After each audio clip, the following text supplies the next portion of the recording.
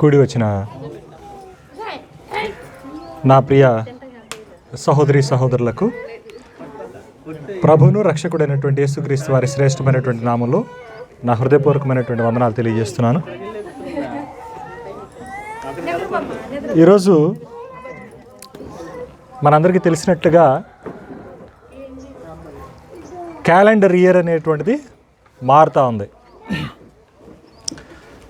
2024 సంవత్సరం గతించిపోయింది. మనము 2025లోనికి మనము ప్రవేశించాం. అయితే ఈరోజు మరి చాలామంది ఒక చక్కని పండగ వాతావరణంలో చాలా ఆహ్లాదకరంగా మరి గడిపేటువంటి ప్రయత్నం చేస్తుంటారు. అయితే మనకి ఒక ప్రశ్న పదే పదే తారసపడతా ఉంటుందండి. ఏంటి అంటే, పండగలు చేయొచ్చా చేయకూడదా?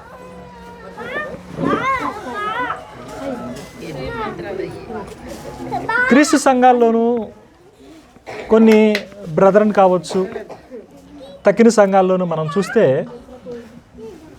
మనం పండగ అనేటువంటి మాటని ఒక బూతుగా మనం చూసేటువంటి, పెనుభూతంగా చూసేటువంటి నేపథ్యంలో నుండి మనం వచ్చాం.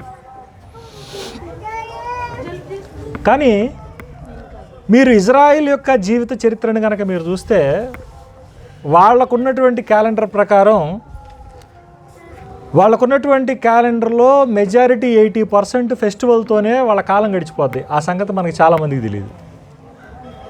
ఏంటంటే, ఇజ్రాయెల్ యొక్క క్యాలెండర్ కనుక మనం చూస్తే, ఇజ్రాయెల్ క్యాలెండర్లో మెజారిటీ 80% అంతా కూడా దేంతో పోద్ది? ఫెస్టివల్స్తోనే, అంటే పండగలతోనే కాలం గడిచిపోద్ది వాళ్ళకి. కానీ మనం ప్రధానంగా ఒక 2 వాక్య భాగాలు ఉన్నాయి. ఈ 2 వాక్య భాగాలని మనకి ప్రస్తావిస్తూ ఏమంటారంటే, మీరు పండగలు చేయకూడదు, క్రైస్తవులు అనేటువంటి మనము పండగలకు దూరంగా ఉండాలి అనేటువంటి ఆలోచన చెప్తూ ఉంటారు. మొదటిగా గల్తీలకు రాసినటువంటి పత్రిక చూద్దాం, ఉజ్జాయింపుగా చూద్దాం. కొంత మీరు సంసిద్ధత అంటే మీలో సంసిద్ధతను చూసేదాన్ని బట్టి మనం కొద్దిగా లోపలికి వెళదాం. గల్తీలకు రాసినటువంటి పత్రిక 4వ అధ్యాయము 10వ వచనం చూడండి.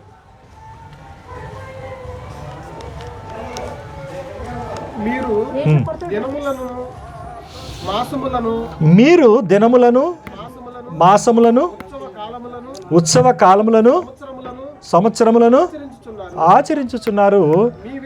మీ విషయమై నేను పడిన కష్టము వ్యర్థమైపోవునేమో అని మిమ్మల్ని గూర్చి భయపడుచున్నాను అని అన్నాడు. అంటే ఇక్కడ పౌలు యొక్క మాటల్లో మనకు ఒక రకమైనటువంటి ధోరణి కనపడతా ఉంది. ఏమంటున్నాడండి? మీరు దినములను మాసములను ఉత్సవ కాలములను సంవత్సరములను ఆచరించుచున్నారు. అయితే నేను మీ విషయమై పడినటువంటి కష్టమంతా కూడా వ్యర్థమైపోతుందేమో అని నేను భయపడుతున్నాను అని అన్నాడు. అంటే ఏ సెన్స్ ఆఫ్ నెగిటివిటీ అంటే ఏంటంటే, ఒక పండగలు చేయటం అనేటువంటిది ఒక తప్పు, ఒక రాంగ్ అనేటువంటి భావన అనేటువంటిది ఇక్కడ పౌలు యొక్క రచనలో మనకి భాషలో కనపడుతున్నట్టుగా మనం చూస్తాం. అంతేకాకుండా కొలసీలకు రాసినటువంటి పత్రిక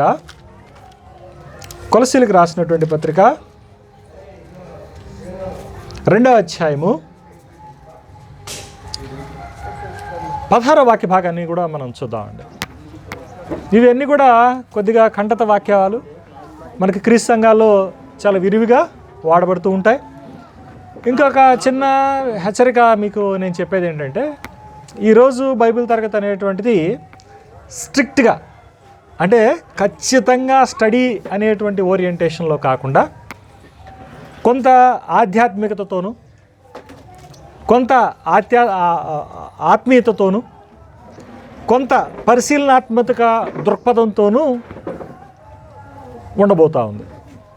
ఎట్లా ఉండబోతుందండి? కొంత భక్తిరసంతో ఉండబోతుంది, కొంత ఆధ్యాత్మికత ఉండబోతుంది, కొంత స్టడీ ఓరియంటెడ్గా కూడా ఉండబోతూ ఉంది. అంటే పరిశీలనా దృక్పథం కూడా ఉండబోతూ ఉంది.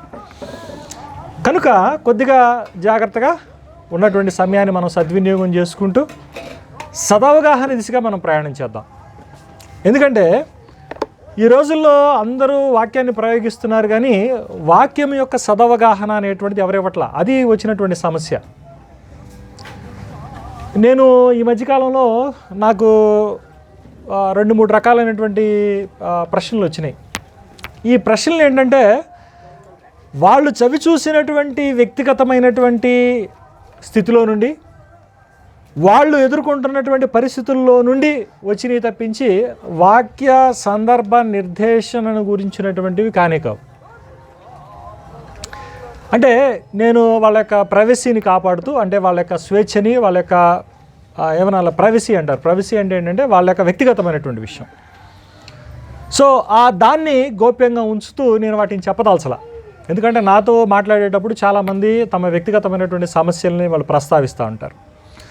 వీటిని మనం బహిరంగంగా లేదంటే జనబాహుళ్యంలో చెప్పేటువంటివి, పంచుకునేటువంటివి కావు. అవి వ్యక్తిగతంగానే ఉండటం మంచిది. అయితే వ్యక్తిగతంగా వాళ్ళకి ఏంటంటే ఒక సమస్య ఉంది, ఆ సమస్య దృక్కోణంలో నుంచి వాక్యాన్ని చెప్పేటువంటి ప్రయత్నం చేస్తున్నారు.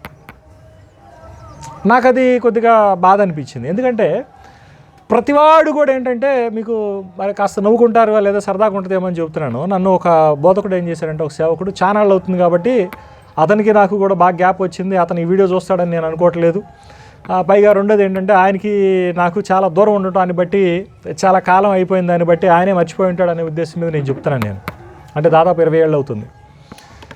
నేను బాగా వాక్యం చెప్తాను అనేటువంటి అంటే ఒక ముద్ర ఉంది నా మీద, తెలియని ముద్ర, చెడ్డ ముద్ర ఒకటి పడిందట. ఆ ముద్ర ఏమైందంటే, ఆ సహోదరుడు తన ఆదివారం తన యొక్క ఆరాధన కార్యక్రమంలో అంటే తను లీడ్ చేసేటువంటి సంఘంలో చెప్పడానికి పిలిచాడు నన్ను. పిలిచి, బ్రదర్ మీరు వాక్యం చెప్పాలి, మీరు బాగా చెప్తారు, మీరు రండి అని ఆహ్వానించాడు. నేనేం చేశాను, యుద్ధానికి పిలిచాడు కదా అని చెప్పి నా కత్తికి డాలుకి పొదును పెట్టుకొని శుభ్రం చేసుకొని నేను పోయా.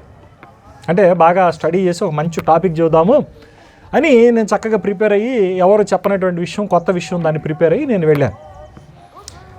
వెళ్ళిన తర్వాత అంతా ప్రిపేర్ చేశాడు. ప్రిపేర్ చేసిన తర్వాత ఆయన ఏం చేశాడంటే, ఒకసారిగా నా దగ్గరికి వచ్చాడు. నేను పక్కన కూర్చొని ఉన్నాను, కాక నేను స్టేజ్ మీదకి వెళ్ళి వాక్యం చెప్పాలి. ఆ వాక్యం చెప్పే టైంకి అక్కడికి వచ్చి ఆయన ఏమన్నాడంటే, బ్రదర్ మీరు ఒక చిన్న విషయం మీద చెప్పాలి. మన సంఘంలో ఒక సహోదరి కొత్తగా వస్తుంది 6 నెలల నుంచి. ఈవిడ ప్రతి ఆదివారం మన దగ్గరికి వస్తుంది, బాగానే ఉంది. కానీ ఏమేం చేస్తుందంటే, దశంభాగాలు తీసుకెళ్ళి డాన్ బాస్కో స్కూల్లో ఇస్తుంది. ఏమని చూసి పక్కన ఇంకొక ఆమె కూడా కానుకలు వేస్తూనే ఉన్నారు. కానుకల గురించి కాదు ఇక్కడ, దేని గురించి? దశంభాగాల గురించి. ఈమె దశంభాగంగా ఉన్నటువంటి అమౌంట్ని తీసి ఎక్కడ వేస్తుందంట? డాన్ బాస్కో స్కూల్లో అక్కడ అనాథ శరణాలయం ఉంటే అక్కడ వేస్తుంది. ఈ మధ్య ఏ వెనకాల ఇంకో పక్కన కూర్చున్నటువంటి సహోదరు కూడా ఏమైంది, అక్కడికి వెళ్ళి వేస్తుంది. ఇప్పుడు నువ్వేం చెప్పాలంటే, కానుకలే కాదు దశంభాగాలు కూడా, లేదంటే వాళ్ళు ఇవ్వాలనుకున్నటువంటి స్వచ్ఛంద విరాళాలు కూడా మనకే ఇవ్వాలని నువ్వు వాక్యం చెప్పాలన్నాడు. నాకు ఒక్కసారిగా షాకు. ఇప్పుడు ఏం చెప్పాలి? నేను కానుకలు ఏం చెప్పటానికే నా కోణం వేరుగా ఉంటుంది.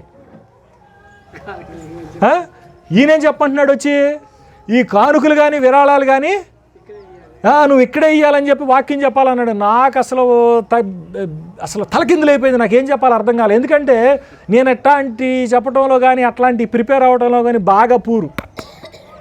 బాగా బలహీనుని, నాకు అట్లాంటివి రావు. మనకి ఏమడుగుతారంటే, మీరు అక్కడ ఏదైనా వాక్య భాగం చూపించి దాని పరిధి ఏంటి, ఎట్లాంటి ఉద్దేశంతో అక్కడ రాయబడింది, దాన్ని ఎట్లా అర్థం చేసుకోవాలి, దానికి ఉన్నటువంటి పాసిబిలిటీస్ ఏంటి, అసంభవాలు ఏంటి అని కనుక అడిగితే, దాని మీద నా మైండ్ పనిచేసినంత చురుగ్గా ఇట్లాంటి వాటి మీద పనిచేయదు నాకు. ఇట్లాంటి వాటి మీద నాకు పనిచేయదు. ఇట్లా ఇది ఎందుకు చెప్తున్నానంటే, నేను ఇందాక చెప్పాను కదా, వాక్యం అనేటువంటిది ఈ రోజుల్లో ఎలా వస్తుంది అని అంటే, వీళ్ళు ఎదుర్కొంటున్నటువంటి సమస్యల్లో నుంచి వాక్యాన్ని అందించేటువంటి ప్రయత్నం చేస్తున్నారు. ఒక సహోదరుడు వ్యక్తిగతంగా మోసపోయాడు, తెల్లారి పొద్దున్నే సంఘంలోకి వచ్చి ప్రసంగం చేస్తాడు. ఏమని? మోసపోకుడి, దేవుడు వెక్కిరించబడ్డని చెప్పి ప్రసంగం చేస్తాడు. అంటే అతను తిన్నటువంటి దెబ్బలో నుంచి, అతను కావలసిన దాంట్లో నుంచి ప్రసంగాలు చేసుకోవటం అనేటువంటిదే జరుగుతూ ఉంది.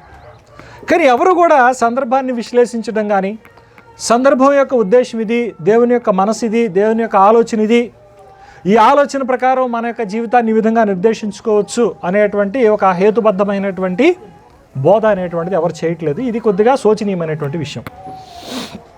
ఇప్పుడు మనం ఏం చేసామంటే 2 వచనాలు చూసాం, గలతీయులకు రాసినటువంటి పత్రికలో చూసాం, అదేవిధంగా కొలసీలకు రాసినటువంటి పత్రికలు కూడా చూసాం. పౌలు ఏమంటున్నాడండి, పండగల గురించి, ఉత్సవ కాలాల గురించి, వీటి గురించి చెప్తూ నెగిటివ్ సెన్స్లో, అంటే అవి చేయటం అంత శ్రేయస్కరం కాదేమో, మీరు చేస్తున్నారు అనేటువంటి భావనలో అక్కడ ఇచ్చాడు. మేము వీటిని ఏం చేసామంటే, మేము కూడా తొలినాళ్ళలో మనం పండగలు చేయకూడదు అనేటువంటి ఉద్దేశంతో దీని యొక్క సందర్భం నేపథ్యం ఏమి అర్థం చేసుకోకుండా మనం ఏం చేసాము, చేయకూడదు అనేటువంటి మాటని చెప్పుకుంటూ వచ్చాం. అయితే కాలం గడిచే కొద్దిని పరిశీలనాత్మకత మనలో పెరిగిన దాన్ని బట్టి కొత్త భావాలు, అంటే న్యూ థాట్స్, డీపర్ ఇన్సైట్స్ అనేటువంటివి, అంటే లోతైనటువంటి అవగాహన అనేటువంటిది పెరిగిన తర్వాత కొద్దిగా ఆలోచించాల్సిన, ప్రశ్నించాల్సినటువంటి పరిస్థితి ఏర్పడింది. ఓకే, ఎట్లా అనేటువంటిది చూద్దాం. అసలు ఎందుకు పండగ అంటే ఏంటండి? ఫెస్టివల్ అన్నారు కదా, ఏంటి ఫెస్టివల్స్ అంటే ఏంటి? పండగ ఏంటి? పండగ ఏం చేస్తారు మీరు? పండగ రోజు ఏం చేస్తారు చెప్పండి నాకు.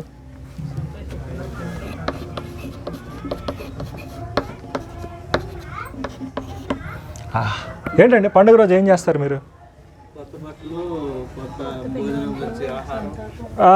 మీరు చెబుతున్నాయి చూద్దాం. కొత్త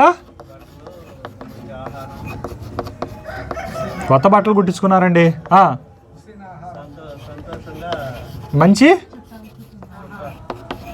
ఆహారం, నాన్ వెజ్ తెచ్చుకుంటారు, చికెన్ తెచ్చుకోవచ్చు, మటన్ తెచ్చుకోవచ్చు, ఫిష్లు తెచ్చుకోవచ్చు, లేదంటే ఇప్పుడు ఆల్ టైం అందరికీ ఫేవరెట్ అయినటువంటి బిర్యానీలు వండుకోవచ్చు. తర్వాత ఇంకోటి ఏదో చెప్పారు,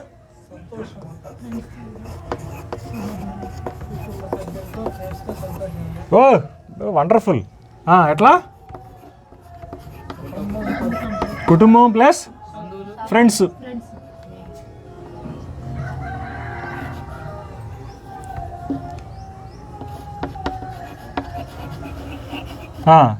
తర్వాత ఇంకేం చెప్పగలరా?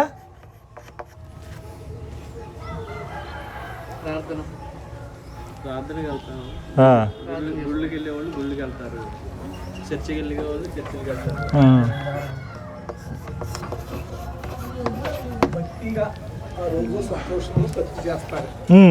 ఓకే, ఈ 4 మీకు తెలిసి మీ పరిధిలో ఉన్నటువంటి విషయాలు అంతే. ఇంకేమైనా ఆలోచిస్తే అని చెబుతారు. ఎందుకు కొత్తగా మీ ఆ ట్యాంకుల నుంచి తోడాన్ని బయటికి తీస్తారా? ఈ ట్యాంకులో నుంచి ఏమన్నా? ఇజ్రాయెల్ కాలంలో అయితే వాళ్ళకి నియమించిన పండుగలు అనేవి ఆనాడు విడిపించిన దాన్ని బట్టి వద్దాం అక్కడికి వద్దాం, వాటి జోలికి వద్దు. ఇప్పుడు ఈరోజు మీరు పండగలు చేయరు కదా, పండగ చేయటం అనేటువంటిది మనకు వాక్య విరుద్ధం. వాక్యం చదువుతుంది, ఇప్పుడే చదివించాను కదా, గలతీ 4వ అధ్యాయంలో నుంచి చదివించాను, కొలసి 2వ అధ్యాయం 16వ వచనం కూడా నేను చదివించాను. సో ఇది మీ కోణం. అయితే ఇప్పుడు నేనేంటంటే, ఎందుకు చేయొద్దు అన్నాడు? పౌలుకి ఏమన్నా కుళ్ళ ఏది? మీరు కొత్త బట్టలు కుట్టించుకుంటే పౌలుకి ఏమన్నా బాధ అంటావా? నువ్వు మంచి ఆహారం ఆ రోజు, మరి రోజు తినవుగా బిర్యానీ, రోజు తినవుగా చికెను, రోజు తింటావా? రోజు తింటే లేనిపోయినవి వస్తాయి మళ్ళీ కదా. మరి ఆ రోజు సంతోషంగా ఉంటావు, కుటుంబంతో గడుపుకుంటావు, ఫ్రెండ్స్తో గడుపుకుంటావు. ఆయన కడుపు అంత మంట ఎందుకని ఆయన అంత బాధపడ్డాడు మీ విషయమై? తర్వాత ఇంకోటి ఏం చేస్తారు? అది లాస్ట్లో అయినా చేసుకొనియండి, ఏదో చేస్తున్నారుగా. మరి ఎందుకని ఆయన పాపం అంతా హట్ అయ్యాడు మీ విషయంలో? మీ విషయంలో మీ విషయమై నేను పడినటువంటి ప్రయాస అంతా వ్యర్థమైపోతుంది అని అన్నాడు. ఎట్లా అర్థమైపోయింది? మీరు కొత్త బట్టలు కుట్టించుకోవడం అనేది దేవుని యొక్క ఉద్దేశం కాదు. అంటే మీరు అందరూ పాత బట్టలు వేసుకుని తిరగాలి, లేదంటే సాదా సీదాగా ఉండాలి, ఆదామవల్లాగా ఆకులు ఆలమలు కట్టుకోవాలనుకున్నాడేమో దేవుడు. మరి ఎట్లా? మంచి ఆహారం, మీరు మంచి ఆహారం తినకుండా మీరేం చేయాలి? రోజు సర్దిపోవా గంజానమే తినాలి, లేదంటే యాజ్ టీజ్గా అట్టాగే ఉండాలి. మీరు ప్రత్యేకంగా ఉంటాం అనేటువంటి దేవుడికి ఇష్టం లేదా? పౌలుకి ఇష్టం లేదా?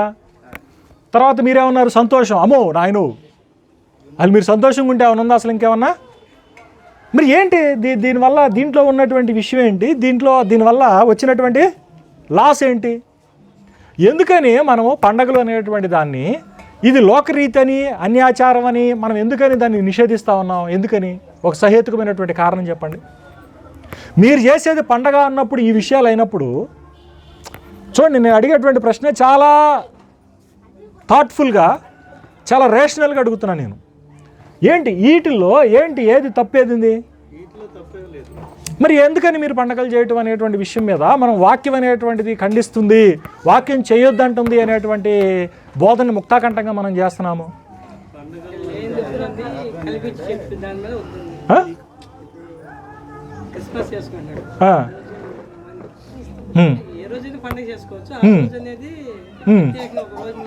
బైబిల్లో లేదు కదా పండుగలు. అలా అండి, ఇలా చేసుకోవడం ఇబ్బంది ఏం కాదు. దేవుడు ఏమన్నాడంటే 6 రోజులు కష్టపడి 7 రోజు విస్మరించమని చెప్పని అన్నాడు కదా. అది అవసరమైంది అయితే దాని మీద ఎక్కించాడు కదా. అదే విధంగా యేసు ప్రభు పుట్టినరోజు మరి ఇది కనుక అవసరం కనుక అయి ఉన్నట్టయితే జనరల్గా మరి చాలా విషయాలు చెప్పాలి కదా. మీరు ప్రతి ఆదివారం ఆరాధన చేయండి అని చెప్పాడా? మీరు ప్రతి ఆదివారం ఎన్ని రిఫరెన్స్లు చూపిస్తారు? మీరు ప్రతి ఆదివారం కూడా ప్రతి ఆదివారం రొట్టె విరిచారని ఎన్ని రెఫరెన్స్లు చూపిస్తారు? మీరు ప్రతి ఆదివారం కూడా కానుకలు పట్టండి, ప్రతి ఆదివారం కానుకలు పట్టారు వీళ్ళు అని చెప్పి ఎన్ని రెఫరెన్స్లు చూపిస్తారు? మీరు ఎన్ని చూపిస్తారు? ఏమి లేదు, గలిబిజి గందరగోళమే. ఒకసారి కాంటెక్స్ట్ కనుక తీసుకొని కూర్చొని ఆ సందర్భం ఏంటి చదువు, ఆ సందర్భం దేన్ని ఉద్దేశిస్తుంది చెప్పు, ఇది ఆదివారం చేయడానికి సపోర్ట్ చేస్తుందా అని కనుక మనం కూర్చొని పరిశీలన చేస్తే అనాల మళ్ళీ తర్వాత. మనం చెప్పేటువంటి వాక్యం ఎప్పుడు కూడా ఏం చేస్తామో తెలుసా? ఒక వచనాన్ని ఎత్తుకున్నాం అనుకోండి, ఇప్పుడు మత్తయి సువార్త 5వ అధ్యాయం 6వ వచనం అన్నాం అనుకోండి, మనం ఈ 6వ అధ్యాయానికి పైకి వెళ్ళము, 6వ వచనానికి కిందకి రాము. మన ఫోకస్ అంతా ఎక్కడ ఉంటుంది? ఇక్కడే ఉంటుంది. మన యొక్క దృష్టికోణం అంతా ఎక్కడ ఉంటుందండి? ఓన్లీ 5-6 దగ్గర ఉంటుంది. కానీ ఇక్కడ ఉన్నటువంటి సందర్భం అనేటువంటిది ఏది? ఎక్కడి నుంచి అయితే స్టార్ట్ అయిందో, ఎక్కడి నుంచి అయితే ముగించబడిందో ఆ సందర్భం అనేటువంటిది ఏం చేస్తుందో తెలుసా? దీని యొక్క అర్థాన్ని నిర్దేశిస్తుంది. ఏం చేస్తుందండి? ఏది? ఈ మాట యొక్క అర్థం నీకు తెలియాలి అని అంటే ఈ సందర్భం నిర్దేశిస్తుంది. మీకు అర్థమవుతుందా మాట? నేను చెప్పినటువంటి మాట మనం చాలా సింపుల్గా స్టడీ చేసుకుంటూ పోతున్నాం. ఏం నిర్దేశిస్తుంది? ఏ రోజైనా సరే మీ బోధకులు చెబుతున్నటువంటి వచనాలని మీరు బైబిల్లో ఉన్నాయా లేవా అనేటువంటి దాన్నే మీరు ఎత్తు చూసుకున్నారు. కానీ మత్తయి సువార్త 5వ అధ్యాయం 6వ వచనం అన్నారు అనుకోండి, 5-6కి వెళ్ళి మీరు చదువుతున్నారు, ఆ మాట కనపడిందో లేదో చూసుకుంటున్నారు. కానీ ఆయన చెబుతున్నటువంటి అర్థం ఈ సందర్భం నిర్దేశిస్తుందా లేదా అనేటువంటిది ఏ రోజు కూడా ఎప్పుడు కూడా మనం పరిశీలన చేయలేదు, ఎప్పుడు కూడా మనం ఆలోచన చేయలేదు. దీనికి మనం ఒక పాపులర్ ఉదాహరణ ఉంది, చాలా గొప్ప ఉదాహరణ ఉంది. మనం ఎప్పుడు ఉదాహరణ చెప్తూ ఉంటాం, చాలా చిన్న ఉదాహరణ, చాలా మంచి ఉదాహరణ. కొద్దిగా పిల్లల్ని కంట్రోల్ చేసుకుంటే మీకు డిస్టర్బ్ లేకుండా ఉంటుంది, నాకు కొద్దిగా స్పీడ్గా లోపలికి వెళ్ళడానికి కూడా ఛాన్స్ ఉంటుంది. ఎందుకంటే మనం చెప్పుకునేది కొద్దిగా అడల్ట్ లెసన్స్ కాబట్టి కొద్దిగా మీరు ఆలోచించాలి, మీకు డిస్ట్రాక్షన్ కూడా ఉండకూడదు, అది కూడా గుర్తుపెట్టుకోండి. సరే, ఇక్కడ పాయింట్ చూడండి. ఒక బోధకుడిని ఏం చేశారంటే వాక్యం చెప్పడానికి పిలిచారు. లేదంటే వెళ్ళిన కొద్దిగా అక్కడ నాడుకోమని చెప్పండి, ఇబ్బంది ఉంది. ఓకేనా? సరే, చూద్దాం. చూడండి, ఇక్కడ ఏం జరుగుతుందంటే ఒక వర్షిప్ ఒక మీటింగ్ జరుగుతుందండి. మీటింగ్కి స్పీకర్ రావాలి. ఏంటండి? మీటింగ్కి స్పీకర్ రావాలి. ఆ స్పీకర్ ఏమో ప్రయాణంలో ఉన్నాడు, ఆయనకు కాస్త లేట్ అవుతుంది. అంతలోకే స్థానికంగా ఉన్నటువంటి కాపరి, అంటే ఉదాహరణకి మన రవి అనుకోండి, అంతలోకి రవి ఏం చేశారంటే, మరి పాస్టర్ గారు వచ్చే లోపల మరి ఏదో ఒకటి మీరు బోర్ అవుతారు కదా, ఎంటర్టైన్ కావాలి కదా, అంటే మీరు నడపాలి కదా, కార్యక్రమం నడవాలి కదా. అందుకని ఏం చేశారంటే అక్కడ కూర్చున్నటువంటి ఒక సహోదరుడిని, నాబోటి సహోదరుడిని ఏం చేశారంటే, అన్న ఒక్క పావుగంట వాక్యం చెప్పు, మన అయ్యగారు వస్తూ ఉన్నాడు, ప్రయాణంలో ఉన్నాడు అని అన్నాడు. ఆయన పెద్దోడు కదా అని చెప్పి ఆయన పిలిచానా, వచ్చి వాక్యం చెప్పాను అన్నాడు. ఆయన ఎందుకు వచ్చాడు? వినటానికి, మీ సహవాసానికి వచ్చాడు ఆయన. ఆయనేమి మాట్లాడటానికి రాలేదుగా, ప్రిపేర్ అయ్యి రాలేదుగా, ఆయన ప్రిపరేషన్ లేదుగా. ఒక్కసారిగా చెప్పేతలకి ఆయనకి ఏం చెప్పాలో అర్థం కాదు. కానీ సీనియర్గా, పెద్దోడుగా వయసులో ఆయన ఏం చేశాడు, సరే అని చెప్పి ఏముందమ్మా పావు గంటకి ఏదో ఒకటి జనాలను రంజింపజేయచ్చు కదా అని చెప్పి అనుకున్నాడు. ఆయన కూడా స్టేజ్ మీదకి వచ్చాడు. మీకు మనిషి యొక్క మెదడుకి, బ్రెయిన్కి ఉండేటువంటి సహజమైనటువంటిది ఏంటంటే ఇది ట్రెండింగ్ ఓరియంటెడ్గా ఉంటుంది. ఎట్లా పనిచేస్తుంది? ట్రెండింగ్. మీరు గమనించారో లేదో, మనకి యూట్యూబ్లో వీడియోలు కానీ, ఇన్స్టాగ్రామ్లో రీల్స్ కానీ, టిక్టాక్లో కానీ ఏమైనా చూస్తూ ఉంటే ట్రెండింగ్ వీడియోలు తగులుతూ ఉంటాయి. అంటే ఒకే వీడియోని ఒక 100 మంది 1000 మంది కనుక లైక్ చేశారనుకోండి, అదేమైపోద్ది, ముందు వరుసలోకి వచ్చేస్తుంది. ప్రోగ్రామింగ్ లాంగ్వేజ్ ఎట్లా ఉంటుంది అని అంటే, సాఫ్ట్వేర్ ప్రోగ్రామింగ్ ఎట్లా చేస్తాడంటే, ఇది కనుక ఎక్కువ మంది చూస్తున్నారు అని అంటే దాన్ని తీసుకొచ్చి ముందు పెట్టండి అంటారు. ఏంటి, 10 మంది కనుక దాన్ని ఆదరిస్తుంటే ఏమవ్వాలి, అది ముందు వరుసలోకి రావాలి, వైరల్ అయిపోద్ది అది. ఇక యూట్యూబ్ కూడా ఏం చేస్తుంది, దాని యొక్క అడ్వర్టైజ్మెంట్లో ఫస్ట్ వరుసలో కవర్ పేజీ మీద వేస్తుంది. ఇప్పుడు మనం కూడా పోస్టర్లు వేస్తామండి. పోస్టర్లో ఒక సినిమాని తయారు చేయడానికి కానీ, ఒక సినిమాలో నటించడానికి కానీ ఎంత సాంకేతిక బృందం కావాలి, ఎంత బృందం కావాలి మనకి? దాదాపు ఒక 1000 మంది 500 మంది పనిచేస్తారు. కానీ పోస్టర్ మీద మీరు ఎవరు ఫోటోలు చూస్తారు? ట్రెండింగ్ ఎవరిలో అయితే ఉంటారో, ఎవరైతే జనాదరణ పొందినటువంటి వాళ్ళు, ఎవరో గుర్తింపు కలిగినటువంటి వాళ్ళు, వాళ్ళే మీరు పోస్టర్ మీద వేస్తారు. వాళ్ళ గురించే మన క్యూరియాసిటీ అంతా కూడా దేని మీద నుంచి ఉంటుంది? ఆ క్యూరియాసిటీ, ఆత్రం అంతా కూడా వాళ్ళ మీద నుంచే ఉంటుంది. ఇప్పుడు ఉదాహరణకి ఇప్పుడు ఏం జరుగుతుందో చూడండి, కొన్ని మనకేం చేస్తుంటారంటే, ఇది ఒక పెద్ద టెక్నిక్, ఇది ఒక టెక్నిక్. ఇది ఏంటో తెలుసా? ప్రభుత్వాలు ఏం చేస్తాయో తెలుసా? కొన్ని పనులు సాప కింద నీరులాగా చేసుకుంటూ పోతూ ఉంటాయి. అది చేయాలనుకోండి, అసెంబ్లీలో కానీ పార్లమెంట్లో కానీ ఒప్పుకోరు. ప్రతిపక్షాలు అనేటువంటి వాళ్ళు ఏం చేస్తారు? ఒప్పుకోరు. వీళ్ళు ఏం చేస్తారంటే దాన్ని డిస్ట్రాక్ట్ చేయడానికి ఒక విషయాన్ని ప్రస్తావించి జనాలందరూ దాని గురించి కొట్టుకుంటూ ఉంటారు. వీళ్ళు మాత్రం మెదలకుండా ఏం చేస్తారు తెలుసా? ఆ పని చేసేస్తారు, పేపర్లు వేసేస్తారు. ఆడి పక్కనోడికి దాని మీద ఉన్నటువంటి దృష్టి కూడా పోదు. ఈ విధంగా ఏం చేస్తారంటే డిస్ట్రాక్షన్ చేసి వాళ్ళ పని వాళ్ళు చేసుకుంటూ పోతూ ఉంటారు. ఇట్లాంటి సైకాలజీ తెలియకుండానే మన సేవకుల్లో కానివ్వండి, మనుషుల్లో కానివ్వండి చాలామంది వాడతారు. బట్ మీరు దాన్ని గుర్తించలేరు. కానీ మనం ఈజీగా పట్టుకోవచ్చు. ఏది, కాస్త కనుక మనం మైండ్ కనుక పెడితే. అదవుతుంది నేను చెప్పేది. సో ఇప్పుడు నేను అంతకుముందు కూడా చెప్పా, నేను ప్రయాణమై వస్తా ఉన్నా. నేను ఇక్కడికి వచ్చేటప్పుడు నేను కనుక గబక్కనే ఒక యాక్సిడెంట్ కానీ, లేకపోతే ఏదన్నా ఒక దృశ్యాన్ని కనుక నేను చూశాను అనుకోండి, అంటే నాకు షాక్ ఇచ్చేది, ఏమన్నా ఆవేశాన్ని పెంచేది, లేదంటే ఆనందాన్ని ఇచ్చేది ఒక విషయాన్ని నేను చూశాను అనుకోండి, నా మనసు ఏం చేస్తుంది? దాని గురించే ఆలోచిస్తూ ఉంటుంది, దాని గురించే మీకు పంచుకోవాలని అంటూ ఉంటుంది. దాన్ని చెప్పేంతవరకు ఏమవుతుంది? ఊరుకోదు. మీకు ఇంకొక మంచి ఉదాహరణ చెబుతాను చూడండి. ఇప్పుడు నేను బాగానే ఉన్నాను, మీకు ఎటు వచ్చి మాట్లాడుతూనే ఉన్నాను. పొరపాటున వచ్చేటప్పుడు నా ఏలు నలిగింది అనుకున్నాను. నా చిటికినేలు ఆ బండి బ్రేక్ మధ్యలోనే ఎక్కడో నలిగింది, ఏదో నలిగింది. ఇప్పుడు నాకు బాధ ఎక్కడ ఉంటుంది? నాకు ఏలు మీద తగిలిందో ఏలు మీదకు ఉంటుంది. ఇప్పుడు దాకా ఇట్టుండా చేయి కాస్తే ఏమైద్ది?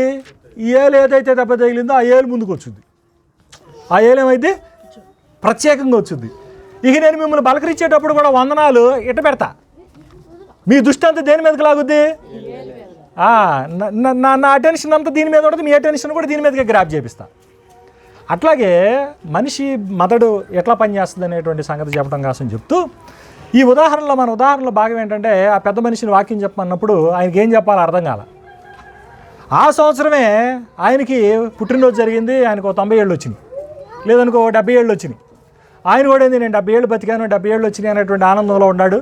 గబక్కన ఆయన చెప్పంగమనగానే ఆయన వేదిక మీదకి వచ్చి, ఎందుకు ఆయన నా పుట్టినరోజు మీద నేను వాక్యం చెప్పకూడదు అనుకున్నాడు ఆయన. అట్లాగే ఆయన పుట్టిన సంవత్సరం వచ్చేసేసి ఇప్పుడు 1934 సంవత్సరంలో పుట్టాడు ఆయన. ఆయన ఏం చేశాడు, ఎమ్మట దీని మీద ఎందుకు వాక్యం చెప్పకూడదు అని అనుకొని ఏం చేశాడంటే దీన్ని ఊరనిట్టు అన్నాడు. సింపుల్ కదా. ఏమైంది ఇప్పుడు? అది 19వ అధ్యాయము 34వ వచనం తీయండి, గబక్కన తీయండి. మరి ఏందో చూడండి. చదవండి, కొద్దిగా చదవండి.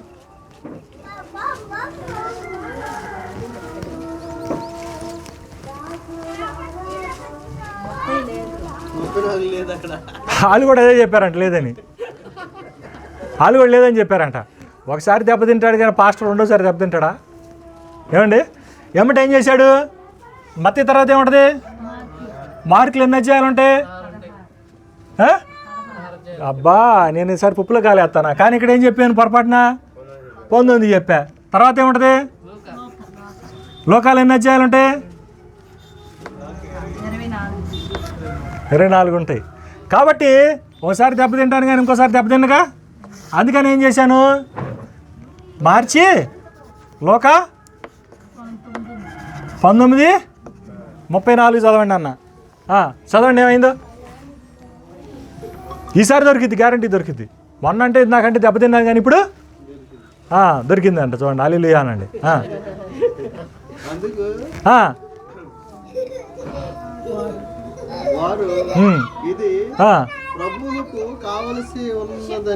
అబ్బా, హల్లెలూయా, దేవునికి స్తోత్రం అన్నాడు ఆయన.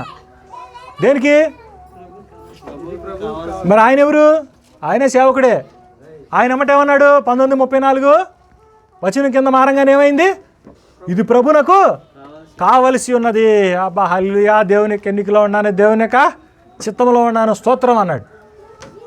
వెనకాల పక్కన ఆవిడ కూర్చుంది కదా, చదువుకున్న ఆవిడకి తెలుసు సందర్భం ప్రకారం ఆలోచించడం అంటే ఏంటో. ఆమె ఏం చేసింది? చొక్కా పట్టుకొని ఏమండి ఏమండి అంటుందంట. ఆయన పక్కన ఉండాలి ఆవిడ, కింద కూర్చున్న ఆవిడ చొక్కా పట్టి ఆగా అంటుందంట. ఈయనేమన్నాడు? హల్లెలూయా, దేవుని స్తోత్రం, ఎన్నికలో ఉన్నాను నేను అంటున్నాడంట. అక్కడేమనుంది? ఇక్కడేముంది? 19:34 ఏముంది? ప్రభునకు కావాల్సి ఉన్నది ఏముంది? ఏం కావాలి ప్రభునకి? ఏమి నిర్దేశించింది ప్రభుకి ఏం కావాలనేది? ఏమి నిర్దేశించింది? ఇదే కదా చెబుతుంది. దీని అర్థాన్ని ఏమి నిర్దేశిస్తుంది?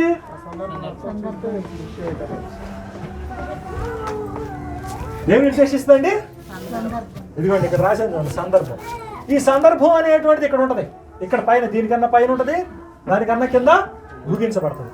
ఈ సందర్భం అనేటువంటిది ఈ వాక్యం యొక్క అర్థాన్ని ఏం చేస్తుంది? మీరు ఈ పరిజ్ఞానాన్ని తెలుసుకున్నంత వరకు, ఈ సూత్రాన్ని మీరు మీ నిజ జీవితంలో వాడనంత వరకు, ఏ పాస్టర్ ఏది చెబితే అది ఊగొడటం తప్పించి, తలవటం తప్పించి మీరు ఎప్పటికీ కూడా బెరయస్తులు కాలేరు. ఏం కాలేరండి మీరు? బెరయస్తులు మీరు ఎప్పటికీ కూడా కాలేదు. వాళ్ళు ఏం చేశారండి? పౌలు శీలలు చెప్పినటువంటి సంగతులే అలాగ ఉన్నవో లేవో అని అనుదినము లేఖనములను పరిశోధించుచు వచ్చిరి. ఖాళీ చేసుకున్నారు, అట్లా ఉందా లేదా, ఆ చెప్పినటువంటి ఉద్దేశం అక్కడ ఆ సందర్భంలో ప్రస్ఫుటిస్తుందా లేదా, దాన్నే ఆయన ఉటంకించాడా లేదా అని వాళ్ళు చక్కగా ఎలాంటి అండి ఆలోచనాత్మకమైనటువంటి దృక్పథంతో వాళ్ళు ఆలోచించి వాళ్ళని వెంబడించారు. కానీ మనం ఏం చేస్తున్నాం ఈ రోజుల్లో? ఒక వాక్యాన్ని కోట్ చేసి మన మధ్య కనుక పడేస్తే మనం ఏం చేస్తున్నాం? ఉక్కిరి బిక్కిరి అయిపోయి, అమ్మో ఈ వాక్యంతో ఆయన మనల్ని చీల్చి చండాడుతున్నాడు, ఈ వాక్యం నాతో మాట్లాడుతుంది, ఈ వాక్యం ఇట్లాగా, ఆ వాక్యం అట్లాగా అని వాడు ఏ చెబితే అది ఏ ఉద్దేశాన్ని వాడు రాగాలనుకుంటున్నాడో ఆ ఉద్దేశానికి మనం దాసోహం అవుతాం. మీరు ఎప్పుడైనా సరే మీ మధ్య ఎవరైనా సరే ఒక కాంప్లికేటెడ్ థింగ్, ఒక వచనాన్ని వదిలి దీని అర్థం చెప్పన్నా, ఈ వాక్యాన్ని చూపించి మీరు ఎట్లా ఉండాలి అన్నా, మీరేం చేస్తారు? ఫస్ట్ మీరేం చేయాలి? ఏం చేయాలా? అది ఆ విధంగా ఉన్నదా లేదా అనేటువంటి విషయాన్ని మీరు సందర్భ సహితంగా మీరు ఆలోచించినప్పుడు మాత్రమే, సందర్భము దాని యొక్క అర్థాన్ని నిర్దేశించినప్పుడు మాత్రమే దానిలో ఉన్నటువంటి శ్రేష్టమైనటువంటి సారాన్ని, భావాన్ని మీరు తెలుసుకునేటువంటి వాళ్ళు అవుతారు. If that be the case, ఇది కనుక అలాంటి వాస్తవికత కనుక బయలు పుచ్చేది కనుక అయితే అప్పుడు మనం తెలుసుకోవాల్సినటువంటి విషయం ఏంటి తెలుసా? ఇప్పుడు ఒకసారి ఈ మాటలను చూద్దాం. చూడండి, మీరేం చేస్తారంటే ఇంటికి వెళ్ళిన తర్వాత గలతీలకు రాసినటువంటి పత్రిక 4వ అధ్యాయము 10వ వచనము యొక్క అర్థాన్ని కానివ్వండి, కొలసీలకు రాసినటువంటి పత్రిక 2వ అధ్యాయము 16 యొక్క సందర్భాన్ని కానివ్వండి, మీరు చూడండి. చూస్తే మీకు అప్పుడే అర్థమవుతుంది ఏమని, అవి ఎట్లాంటి పండుగల గురించి మాట్లాడుతున్నాడు, వాటిని ఎందుకు చేయొద్దు అన్నాడు అనేటువంటి విషయం అర్థమైంది. అసలు వాస్తవికంగా అసలు పండగలనే చేయొద్దు అన్నాడా అక్కడ? ఒకసారి కొలసి చూద్దాం, చూడండి, మీకు అర్థమవుతుంది. కొలసి 16వ వాక్య భాగంలో చివరి భాగం చూడండి. కొలసి 2:16లో చివరి భాగం చూడండి. మనకు అడ్డం లేకుండా దానిని వెత్తివేసి మన అపరాధములన్నిటినీ క్షమించి 2వ అధ్యాయము కొలసి 2వ అధ్యాయము 16వ వచనం. 16 చివర అన్నారు కదా. అవును, 16 చివర అంటే మీకు తీర్పు తీర్చనెవ్వరికి అవకాశము ఇవ్వకండి.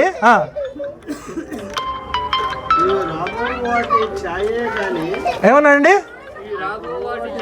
రాబోవు వాటి ఛాయే గాని క్రీస్తులో ఉన్నది అని అంటున్నాడు. ఇక్కడ ఒక చిన్న విషయాన్ని చూద్దాం. బాగా పిల్లలు మీకు డిస్టర్బ్గా ఉన్నారు, నాకు డిస్టర్బ్గా ఉన్నారు. ఏంటి మీరు ఇందాక ఇద్దరు చిన్న హింట్ ఇచ్చారు. మీరు ఇజ్రాయెల్ పండుగల గురించి మీ ఇద్దరు కొద్దిగా మాట్లాడేటువంటి ప్రయత్నం చేశారు ఇందాక, గుర్తుందా? ఏమని చెప్పబోయారు? మీరేం చెప్పబోయారు?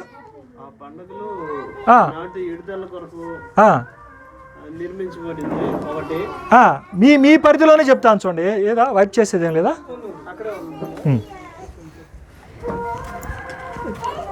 ఓకే,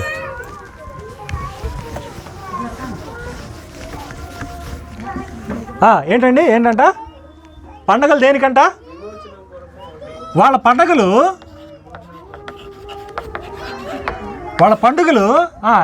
ఎలా ఉండేయండి? ఇప్పుడు ఉదాహరణకి ఒక పండుగ తీసుకుందాం, వాళ్ళ బాగా ఫేమస్ ప్రెస్టీజియస్ పండుగ పస్కా పండుగ తీసుకుందాం. ఏంటి పస్కా పండుగ? ఏంటి అసలు? ఏంటి పస్కా అంటే ఏంటి? వండర్ఫుల్ అండి.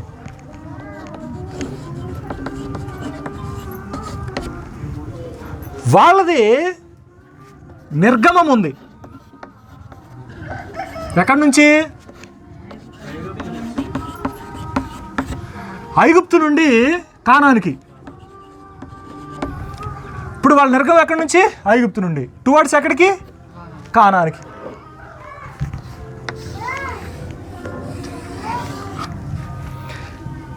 ఈ టైంలో దేవుడు ఏం చేశారంటే ఈ విడుదలని వీళ్ళ చేత పస్కా రూపంలో ఆచరింపజేశాడు.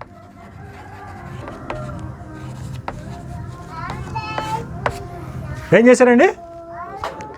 పస్కా రూపంలో ఏం చేశాడు? ఆచరింపజేశాడు. ఇప్పుడు వీళ్ళు పస్కా ప్రతి సంవత్సరం చేసుకునేటప్పుడు ఏం జ్ఞాపకం చేసుకుంటారు?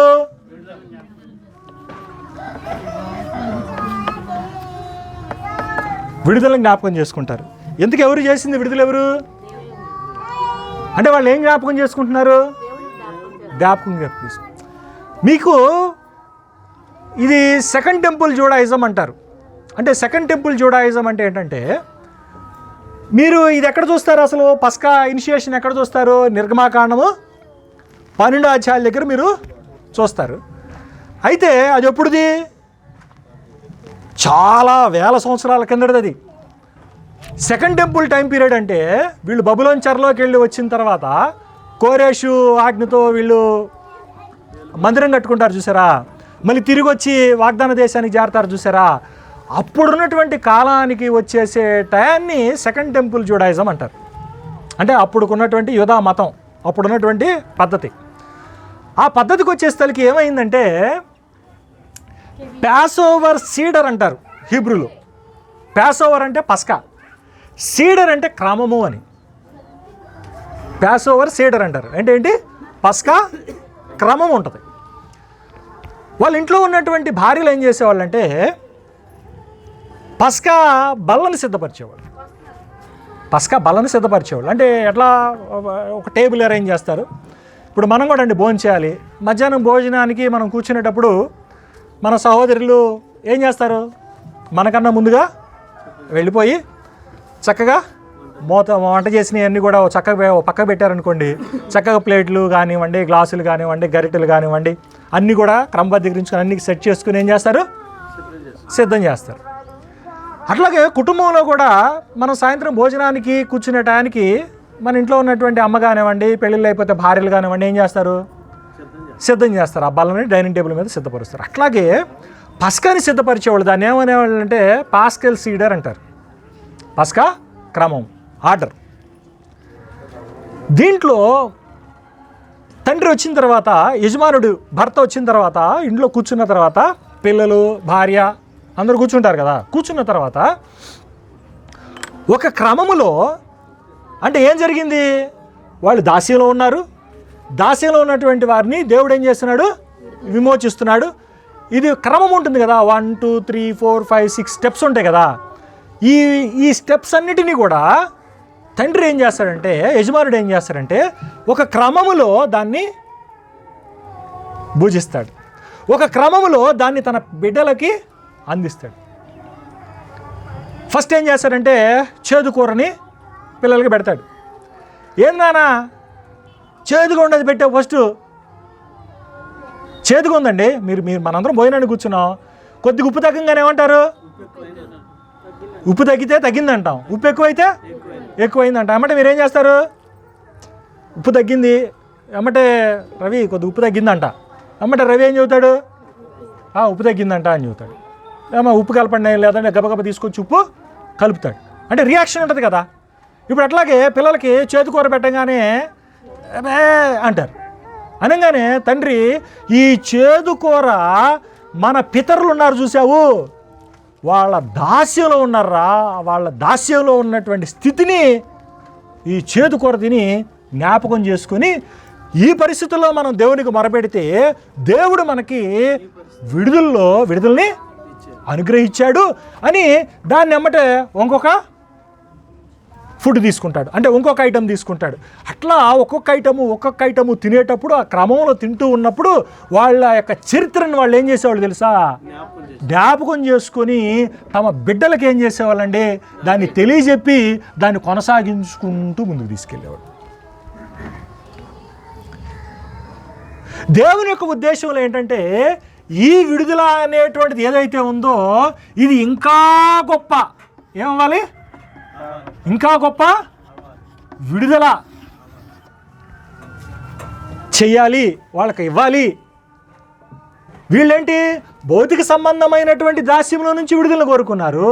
కానీ మనిషికి భౌతికం కన్నా కూడా ఆత్మ సంబంధమైనటువంటి విడుదల లేదా స్వేచ్ఛ అనేటువంటిది, స్వాతంత్రం అనేటువంటిది కావాలి. కనుక దేవుడు ఏం చేశారంటే మీరు భౌతికంగా, మీరు మానవులుగా శరీర సంబంధమైనటువంటివి ఆలోచించగలరు, మీ పరిధిలో ఉన్నటువంటి విషయాల్ని ఆలోచించగలరు. కానీ దేవుడు సర్వశక్తిమంతుడు కనుక దేవుడు ఏం చేశారంటే మీకు సదాకాలానికి కావలసినటువంటి విడుదలని ఆలోచించి ఆయన సిద్ధపరిచాడు. అది ఎవరి ద్వారా అనుగ్రహించాడు అని అంటే ప్రభు అయినటువంటి యేసుక్రీస్తు వారి ద్వారా అనుగ్రహించాడు. ఇప్పుడు ఈ గొప్ప విడుదల ఎవరి కేంద్రంగా ఉంది? క్రీస్తు కేంద్రంగా ఉంది. ఇప్పుడు క్రీస్తు వచ్చి నీకు ఈ గొప్ప విడుదలను అనుగ్రహించిన తర్వాత నువ్వు మళ్ళీ వెళ్ళి ఈ విడుదల చేస్తున్నావు అంటే దాని అర్థమైంది? అర్థమైందా? ఇప్పుడు నేను చెప్పింది అర్థమైందా? ఇప్పుడు ఈ విడుదల దేన్ని చూపిస్తుంది? ఏడన్నా మాట అన్నావు అనుకో, ఇందాక 2:16 చదివింది చివరి భాగం ఏంది? నువ్వు ఏముంది? 2:16 ఏముంది? కొలసి ఇవన్నీ కానీ రాబో వాటి ఛాయలే ఇవన్నీ. కానీ it is a greater thing, అంటే గొప్పది ఎక్కడుంది? క్రీస్తులో ఉంది. ఇప్పుడు క్రీస్తు వచ్చిన తర్వాత, క్రీస్తు గొప్ప విడుదల నీకు అనుగ్రహించిన తర్వాత నువ్వేం చేస్తున్నా? ఇది పక్కన పెట్టి ఐగుప్తు విడుదలని, శరీర సంబంధమైనటువంటి విడుదలని నువ్వు చేస్తున్నావు, సెలబ్రేట్ చేస్తున్నావు. ఇప్పుడు సెలబ్రేట్ చేస్తుంటే ఏమవుతుంది? ఉద్దేశం దెబ్బతింటుందా లేదా? అంటే ఒక అమ్మ అంట అల్లుడు వచ్చాడంట, పట్నం నుంచి అల్లుడు వచ్చాడంట. ఉద్యోగాన్ని మిలిటరీకి పోయాడు. అల్లుడు ఇంటికి వచ్చాడు చూసుకోవడానికి సెలవులకి, ఏది ఎవరిని, భార్యని పిల్లల్ని చూసుకోవడానికి వచ్చాడు. మనవడు సంకలోనే ఉన్నాడంట. ఊరంతా తిరిగి మా మనవడు ఏమన్నా వచ్చాడు ఇటు, మా మనవడు ఏమన్నా వచ్చాడు ఇటు అంటుందంట. అరే మీ నాన్న వచ్చాడు రా, నిన్ను చూడాలనుకుంటున్నాడు అని చెప్పి చూపించడానికి. పిల్లడు ఏమన్నాడు, మర్చిపోయింది ఆ సంగతి. ఏం చేస్తుంది, సంకలో పిల్లని పెట్టుకుని ఊరంతా ఎతికిందంట. అరే మీ నాన్న వచ్చాడు రారా అని. ఏంది అప్ప పిలుస్తున్నావు, నీ సంకలోనే ఉన్నాడు కదా, ఊరి దుబ్బు దిగి ఏడో ఉంటారు నువ్వు అందంట. అట్లాగా వీళ్ళు ఏం చేస్తున్నారు, ఈ క్రీస్తు అనుగ్రహిస్తున్నటువంటి క్రీస్తుల మధ్యలోనే ఉన్నాడు, ఆయన ఇచ్చినటువంటి గొప్ప విడుదలను చూస్తూనే ఉన్నారు. మళ్ళీ ఏం చేస్తున్నారు, పస్కా ఛాయలోనికి వెళ్ళిపోతున్నారు వాళ్ళు. ఛాయలోకి వెళ్తుంటే ఇక ఆయన బాధ ఎట్లా ఉంటుందో చెప్పండి, వాళ్ళకి సేవ చేసేటువంటి సేవకుడు బాధ ఎట్లా ఉంటుందో చెప్పండి. అందుకని ఆయన ఏమన్నాడు, అరే అసలు నేను ఎదురు చూసేదే దీనికోసం, తీరా దాన్ని సాధించి పెట్టిన తర్వాత మీరేం చేస్తున్నారు, అరే రే ఛాయ్ దగ్గరికి పోతున్నారు. నేను ప్రయాసపడింది దేనికి, మిమ్మల్ని అందరూ కూడా చైతన్యవంతులు చేసి గొప్ప విడుదలలో మీరు పార్టిసిపేషన్ తీసుకోవాలి, పాలు పంపులు పొందుకోవాలని. మీరేం చేస్తున్నారు, ఛాయ్ మీద పడ్డారు అని ఆయన ఏం చేశాడు అంటే, వాళ్ళల్లో చైతన్యవంతమైనటువంటి రియలైజేషన్ దృష్టిగా, అంటే రియలైజేషన్ అంటే ఏమంటారంటే స్వీయ గ్రహింపు, మనోనేత్రాలు వెలిగించబడ్డాయి అని అంటారు చూసారా, ఆ దిశగా ఆయన ఏం చేశారంటే ప్రయత్నాలు చేసి వీళ్ళందరూ కూడా వాస్తవికతను తెలుసుకొని ఛాయ మీద కాకుండా క్రీస్తులో ఉన్నటువంటి సెలబ్రేషన్, ఆ పండుగను చేసుకోవాలి, అది పండగ, మనకు నిజమైన పండగ అనేటువంటి తూర్తాన్ని దృక్పథాన్ని ఆయన వాళ్ళ మధ్య చెబుతూ ఉన్నాడు. ఇది మనం ఫస్ట్ ఫండమెంటల్గా గమనించాలి. ఒకటి మనం ఏం చెప్పాము, పండగ చేయటం అనేటువంటిది ఏ విధంగా పాపం అనేటువంటి సంగతి వీటిల్లో ఎక్కడ కనపడతలా. మనకు కనపడుతుందా కొత్త బట్టలు కుట్టించుకోవటం, ఏమన్నా ప్రాబ్లమా మంచి భోజనం చేయటం ఆ రోజు? మీరు వారం అంతా కష్టపడతారండి, వారం అంతా కష్టపడతారు. ఒకరోజు you are spending some time with your family and friends, మీరు కలుసుకొని ఏం చేస్తున్నారు, మీ కుటుంబంతో కావచ్చు, మీ స్నేహితులతో కావచ్చు, కొంత సమయాన్ని ఆనందంగా కొత్త బట్టలు వేసుకొని ఎంత సంతోషంగా ఉంటున్నారు. ఇది ఎట్లాగా నిషేధిస్తున్నాడు పౌలు? ఏమైనా లాజికల్గా మీకు ఏమైనా టెక్నికల్గా ఇది కరెక్ట్ అనిపించిందా? ఇప్పుడు కరెక్ట్ రీజన్ నేను చెప్పాను, ఇందాక చెప్పాను నేను కరెక్ట్ రీజన్. అర్థమైందా? ఇది కరెక్ట్ రీజన్ ఇక్కడ ఉంది. ఓకేనా? ఇది గుర్తుపెట్టుకోండి. రెండోది ఏంటంటే, మీరు ఒక పాయింట్ రేజ్ చేశాడు మనకి ఎక్కడ కూడా బైబిల్లో, మీరు పాయింట్ రేజ్ చేశాడు మనకి ఎక్కడ కూడా డిసెంబర్ 25న అని చేయలే. ఇక్కడ పాయింట్ ఏంటంటే, we humans are time bound అండి. మన మానవులమైనటువంటి మనము ఎలాంటి వాళ్ళమే, టైం బౌండ్. అంటే కాలచక్రంలో భాగం మనం, అంతే. మన కాలానికి అతీతులం కాదు, దేవుడు కాలానికి అతీతుడు. కానీ నువ్వేంటి కాలానికి బద్ధుడివి. ప్రతిదీ కూడా నీకేం చేయాలా, ఆ చట్రంలోనే జరగాల. మనంతా కూడా ఒక క్రమబద్ధీకరించబడినటువంటి జీవన విధానం, జీవన శైలి. మనం ఏం చేస్తున్నామనంటే, ఒక రోజుని ఏర్పాటు చేసుకొని ఆ రోజున ఏం చేస్తున్నాం, మనం ఆ పనికి కేటాయిస్తున్నాం, అంతే. దానివల్ల పరిశుద్ధత దెబ్బతినేటువంటిది కానీ, లేకపోతే మూలానికి ఎసరు వచ్చేటువంటిది కానీ ఏమీ లేదు అక్కడ బేసికల్గా.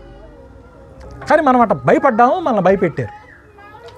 రెండో విషయం ఏంటంటే, మీరు ఎప్పుడైనా సరే ఒక చిన్న పాయింట్ చెబుతాను చూడండి. అంటే తక్కినటువంటి వాళ్ళలాగా ఆలోచించడం కాదు, ఒక అడుగు పైకెక్కి ఆలోచిద్దాం మనం, ఒక అడుగు లోతుకే ఆలోచిద్దాం మనం. జాగ్రత్త చూడండి. ఏంటంటే నేను చెప్పే విషయం ఏంటంటే, మీరు ప్రపంచంలో ఉన్నటువంటి మతాలన్నిటినీ తీసుకోండి, ప్రపంచంలో ఉన్నటువంటి జాతుల్ని కానీ తెగల్ని కానీ తీసుకోండి, ఏదైనా సరే, ఎవరైనా సరే పండగలు, ఫెస్టివల్స్ అనేటువంటి పండగలు కానీ, ఆచార వ్యవహారాలు కానీ, లేకపోతే సెలబ్రేషన్స్ అనేటువంటి లేనటువంటి జనాంగాన్ని కానీ, మతాన్ని కానీ ఎక్కడన్నా చూసారు మీరు? నేను చెప్పింది అర్థమైందా? ప్రతి ట్రెడిషన్లోనూ, అంటే ప్రతి సాంప్రదాయంలోనూ, ప్రతి మతంలోనూ ఏమున్నాయి? ఎందుకండి నేను ఆలోచించారు ఎప్పుడన్నా? కొన్ని వేల సంవత్సరాల నుంచి, కొన్ని వందల సంవత్సరాల నుంచి ఈ పండుగలు అనేటువంటి వాటిని మనం చేసుకుంటూ వస్తున్నాం. అది హిందువులకు ఉన్నాయి, క్రైస్తవులకు ఉన్నాయి, యూదులకు ఉన్నాయి, ముస్లిమ్స్కి ఉన్నాయి, సిక్కులకు ఉన్నాయి, అన్ని జాతులకు ఉన్నాయి. ఆఖరికి దేవుడు లేడనేటువంటి హేతువాదులు కూడా పండగలు చేసుకుంటారు. వాళ్ళు కూడా ఏదో ఒక ఏమంటారు, ఒక గొప్ప వ్యక్తిని స్మరించుకునేటువంటి దినంగా ఏదో ఒక సెలబ్రేషన్ అనేటువంటిది వాళ్ళకు కూడా కన్ఫామ్గా ఉంటుంది. మరి ఏంటి మరి మనం దీన్ని ఎట్లా స్వీకరిస్తున్నాము, ఎట్లా ఆలోచిస్తున్నాము? మనము దీన్ని తప్పు, దీంట్లో బైబిల్లో లేదు అని ఒక మాట మాట్లాడుతున్నాం. కానీ నేను ఆల్రెడీ ముందే చెప్పాను ఏమని, 80% ఆఫ్ ది డేస్ అంటే వాళ్ళకు ఉన్నటువంటి క్యాలెండర్ ప్రకారం కనుక మనం చూసుకుంటే, ఎవరికి ఉన్నటువంటి క్యాలెండరు, యూదులకు ఉన్నటువంటి క్యాలెండరు 3, 6, 9, 10, 11, 12, 13 వీళ్ళకు ఉన్నటువంటి 12, 13 నెలల్లో మెజారిటీ ప్రతి నెలలో కూడా పండుగలు ఉన్నాయి. ఎవరికి? యూదులకి. వారాలు జరిగే పండుగలు ఉన్నాయి, నెల రోజుల పైన జరిగేటువంటి పండుగలు ఉన్నాయి, 10 రోజులు జరిగేటువంటి పండుగలు ఉన్నాయి. ఈ విధంగా పండుగలు ఏమున్నాయి వాళ్ళకి? చక్కగా పండుగలు. ప్రతి పండుగలో కూడా ఏం జ్ఞాపకం చేసుకుంటారు? They remember something which involves God. అంటే దేవుడు వాళ్ళతో ఇన్వాల్వ్ అయ్యి ఉండి, వాళ్ళతో మమేకమయ్యి, వాళ్ళ మధ్య జరిగిస్తూ వచ్చినటువంటి క్రియల్ని, కార్యక్రమాన్ని వాళ్ళు ఏం చేస్తారండి? స్మరించుకుంటూ ఉంటారు. Is a kind of recreation. అంటే ఏం చేస్తున్నాము అని అంటే, ఈ ఆధ్యాత్మిక ప్రయాణంలో దేవుని యొక్క చొరబాటును, దేవుని యొక్క సహవాసాన్ని, సాన్నిహిత్యాన్ని వీళ్ళు ఏం చేస్తున్నారు? ప్రతి నెల కూడా, అనునిత్యము కూడా ఏం చేస్తున్నారు? వాళ్ళు మననం చేసుకుంటూ ముందుకు వెళ్తున్నారు. ఇది మనం మర్చిపోకూడదు.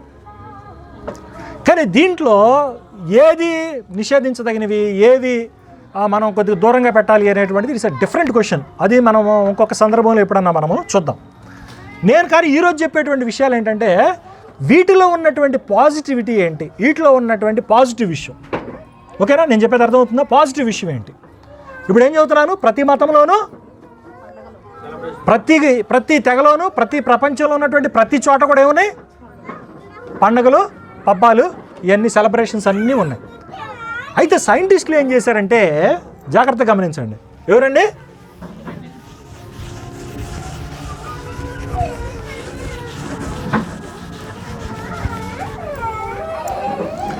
మళ్ళీ సైంటిస్టులు అంటే మీరు అడుగుతారు, ఏ సైంటిస్టు, మీ ఊరోడా మా ఊరోడా, ఆడెవడని అడుగుతాడు. ఈ దేవుడన్న వీడియో చూసినా కానీ, ఎవడన్నా బయటోడైనా సరే. దానికి కూడా చెబుతున్నాను చూడండి.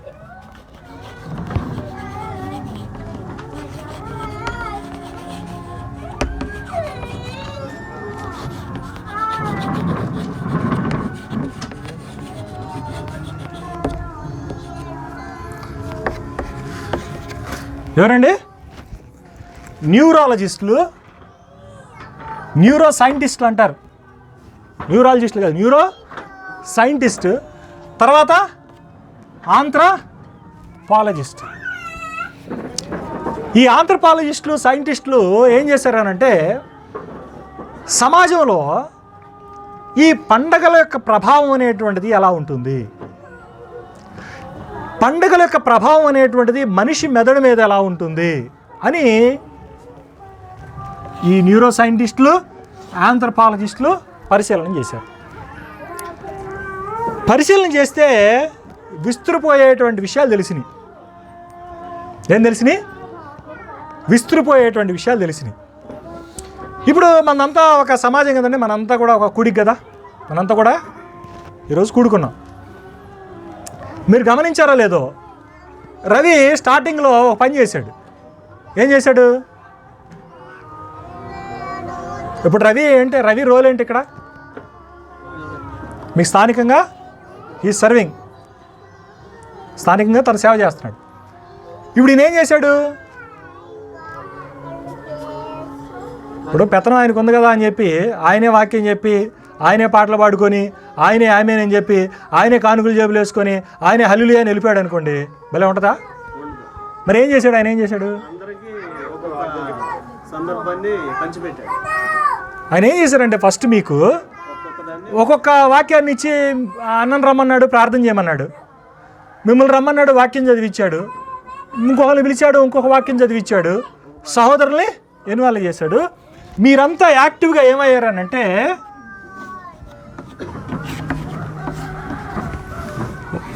ఇన్వాల్వ్ అయ్యారు.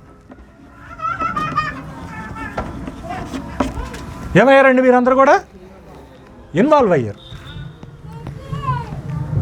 ఇన్వాల్వ్ చేయటం అనేటువంటిది సోషల్గా చాలా చాలా చాలా చాలా గొప్ప విషయం. అది నేను చెప్పాలనుకున్నటువంటి విషయం వేరు, ఇంకా ఇంకా చాలా డీప్ లోతుంది. కానీ మీకు క్లుప్తంగా పాయింట్ వైజ్గా చెప్తా. అంటే ఎప్పుడన్నా కావాలంటే డెవలప్ చేస్తాను నేను, అంటే డెవలప్ చేసి చెప్తాను. ఇంత లోతుగా ఇంత డీటెయిల్గా ఒక్కొక్క పాయింట్ నేను చెబుతా పోతే మీరు తట్టుకోలేరు, ఎందుకంటే 3-4 అయితే ఎక్టాగా కంటిన్యూస్గా అయిపోద్ది. కానీ ఒక్కొక్క పాయింట్గా చెప్తాను చూడండి. ఇవేమవుతుంది అని అంటే ఇన్వాల్వ్మెంట్ ద్వారా, ఇప్పుడు మీ భార్య పొద్దున్న నుంచి లేచిన దగ్గర నుంచి ఆమె పనిచేస్తూ ఉందనుకోండి, వంట ఆమె వండుతుంది, అంట్లు ఆమె దవ్వుతుంది, ఇల్లు ఆమె ఊడ్చుకుంటుంది, మీరు ఆ మంచమే నుంచి బయటికి వెళ్తున్నారు, మళ్ళీ వచ్చి ఆ మంచమే పడుకుంటున్నారు. అంతే. ఇంట్లో పని అంతా ఏం చేసుకుంటుంది? ఇప్పుడు ఆమెకు ఎట్లుంటుంది అంటారు? ఆమె తరపు సైడ్ నుంచి ఆలోచించి చెప్పండి ఇప్పుడు నాకు. నేనే కష్టపడుతున్నాను, కష్టంగా ఉంటుంది, బాగా అలసిపోయినట్టు ఇంతవరకే మీకు తెలుసు. ఇంకో విషయం చెప్పమంటారా? మీకు చిన్న ఉదాహరణ చెబుతాను చూడండి. మీరు ఏం చేస్తారంటే, ఎంత బరువు ఉంటుంది ఇది? బరువు అని ఉంటుందా? ఏం ఉండదు, బరువు పెద్ద బరువు ఉండదు. లేకపోతే పిన్నిస్ తీసుకురండి, పిన్నిస్ తీసుకొచ్చి మనం నేను నుంచోబెట్టి కాసేపు పట్టుకోమందాం, ఇట్లా పట్టుకోమందాం. అంతసేపు పట్టుకుంటాడంట? పట్టుకుంటాడు, కాసేపు పట్టుకుంటాడు, గంట పట్టుకుంటాడు, ఇట్లా పట్టుకుంటాడు, అసలు చెక్కు చెదరకుండా కదలకుండా పట్టుకుంటాడు. ఒక గంట తర్వాత లేదు, ఏమనిపించింది దానికి? అబ్బో చెయ్యి నొప్పి వేస్తుందిరా, వల్ల కావట్లేదు అంటాడు. ఇది బరువు ఉందా నొప్పి వేయటానికి? నొప్పి పెరుగుతాం. ఈ పిన్నిసే గుండు సూది కావచ్చు, కానీ నీకేమైద్ది? టైం గడిచే కొద్ది నీకు భారంగా మారుద్ది. ఈ టైంలోనే పక్కన వాళ్ళ బామరిది వచ్చాడు, లేదంటే నేను వచ్చాను, వచ్చి ఏంది తమ్ముడు ఏది టీ అని చెప్పి నేను తీసుకొని ఒక 2 నిమిషాలు అటు తీసుకొని ఏంది ఓకే పట్టుకున్నావా, ఈ పని పట్టుకునే పనిలో ఉండవా అని ఒక సెకండ్ అటు తీసుకుని మళ్ళీ ఆయన చేతికి చెలిపోయా. ఇక్కడ భారంగా ఫీల్ అయ్యాడు కదా, గంటసేపు పట్టుకుని ఆ బడలేక మొత్తం పోద్దాం. మళ్ళీ ఇంకో 2 గంటలు పట్టుకుంటాడు. మళ్ళీ 2 గంటల తర్వాత మళ్ళీ నువ్వు పట్టుకొని ఏంది తమ్ముడు పట్టుకున్నావు అని చెప్పి తీసుకో, గసేపు పట్టుకో, చూసేటట్టు చూసి మళ్ళీ ఆయన చేతిలో ఇచ్చేసి మళ్ళీ 2 గంటలు పట్టుకుంటాడు. అంటే ఏమవుతుంది? ఎప్పుడైతే ఒక పర్సన్ ఇన్వాల్వ్ అయ్యి నీ జీవితంలో, ఇది సైంటిఫికల్గా చేసిన టెస్ట్ ఇది, ఎప్పుడైతే నీకు ఒక థర్డ్ పర్సన్ ఇన్వాల్వ్మెంట్ అయ్యి నీ భారాన్ని ఒక సెకండ్ తీసుకొని ఇచ్చినా a sense of relief, mental relief అనేటువంటిది నీకు ఏర్పడుద్ది. ఏర్పడిద్ది? మెంటల్ రిలీఫ్ ఏర్పడిద్ది. అంటే నేను చెప్పే విషయం ఏంటంటే, ఇప్పుడు ఇంట్లో ఆడవాళ్ళు పనులన్నీ చేసుకుంటూ పోతున్నారుగా, ఈ పనులన్నీ చేసుకుంటూ పోయేటప్పుడు మీరేం చేస్తారు అని అంటే, వాళ్ళకి వంటగదిలో ఆ వంటలు తవ్వుతుంది అనుకోండి, పక్కన మీరు ఏం చేస్తారంటే వాటిని తీసుకొని గుడ్డతో తుడవండి. ఆరబెడతాం కదా, కాస్త తుడిచి పక్కన పెట్టండి. ఎంత ఆనందంగా ఎంత హుషారుగా పనిచేసిద్దో చూడండి.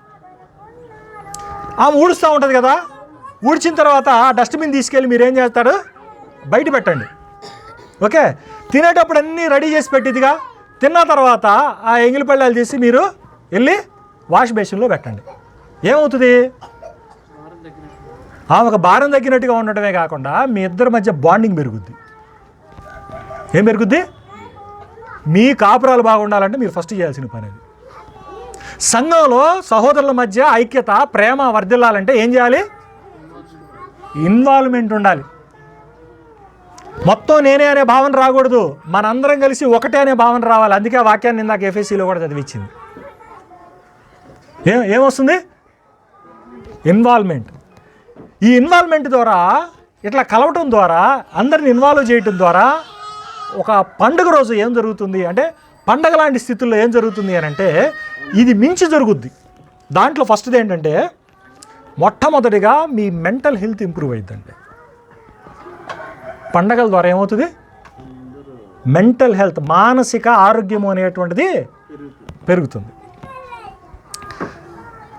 మీ యొక్క వెల్బీయింగ్ అంటే ఎట్లా చెప్పాలి, మీరు బాగుండటానికి ఎక్కువ ఆస్కారాలు ఉంటాయి నలుగురితో కలుసుకున్నప్పుడు. ఏమవుతుందంటే, మీరు నలుగురితో కలుసుకున్నప్పుడు మీ బ్రతుకు బాగుంటుంది. అంటే ఏం చేస్తారంటే, ఇప్పుడు మనందరం ఇటు కూర్చున్నాం కదా, ఏ ఒక్కరి షర్టు ఒకటి కాదు, ఏ ఒక్కరి చీర ఒకటి కాదు, ఏ ఒక్కరి బైబిల్ ఒకటి కాదు, అందరం వైవిధ్యంతో ఉన్నాం. గమనించారా మీరు? మనం ఏం చేస్తామంటే నేను చూసా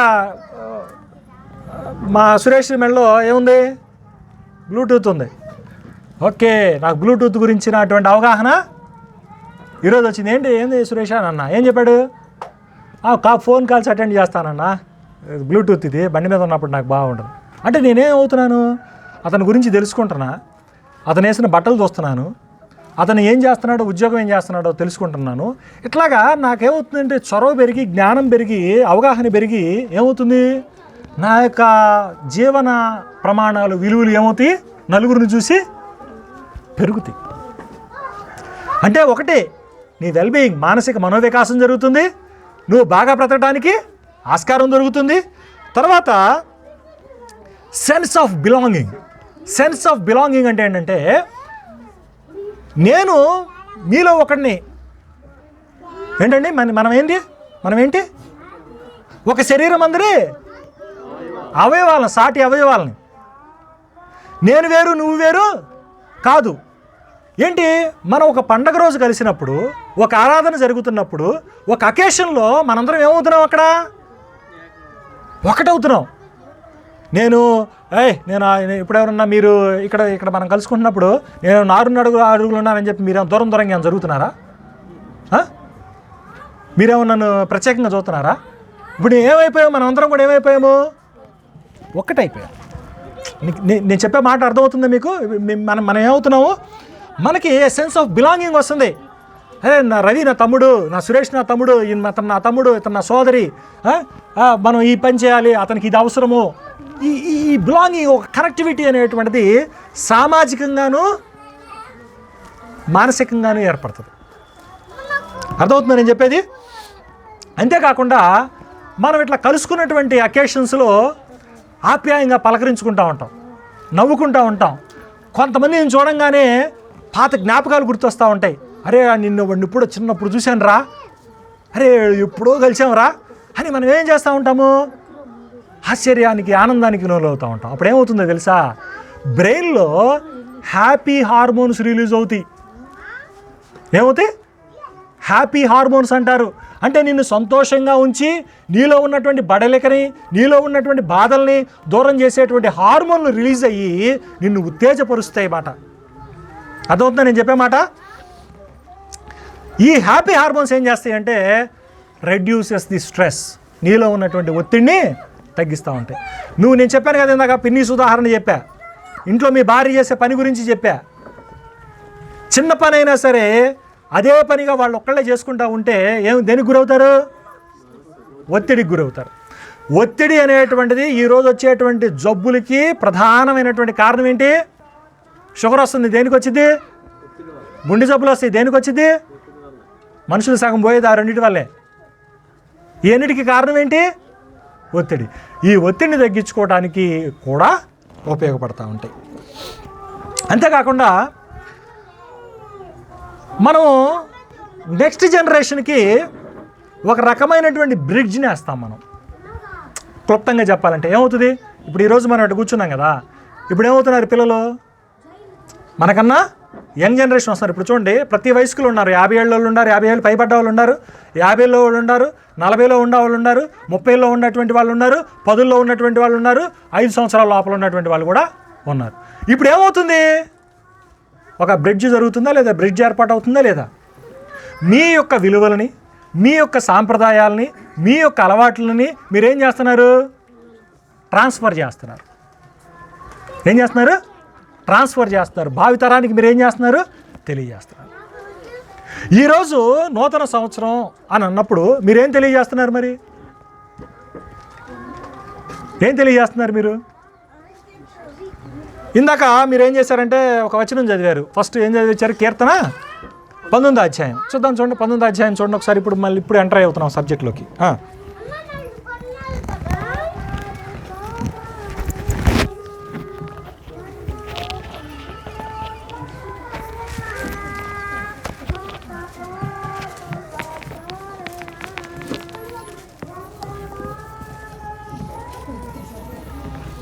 19వ అధ్యాయం చదవాలి.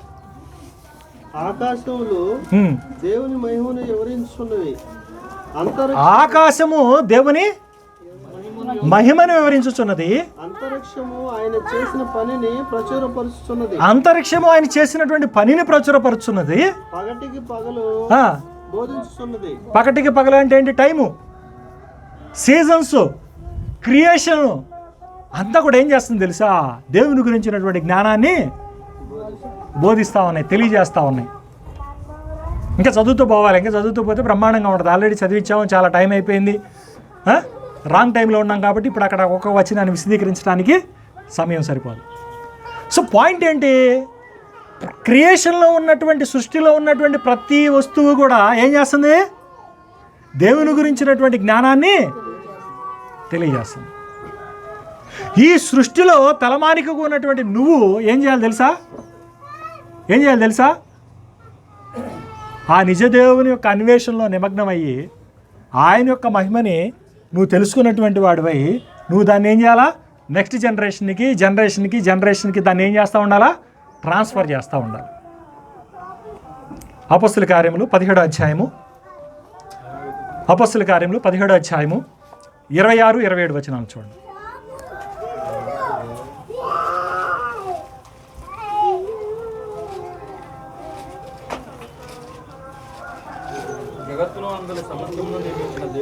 జగత్తును అందరి సమస్తమును నిర్మించినటువంటి దేవుడు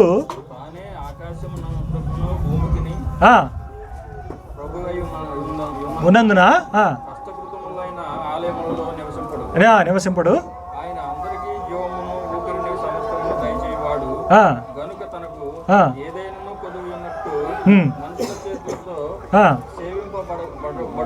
కాడు. 26-27 పూర్తి చాలు. ఇప్పుడు 26లోకి వెళ్ళిపోండి.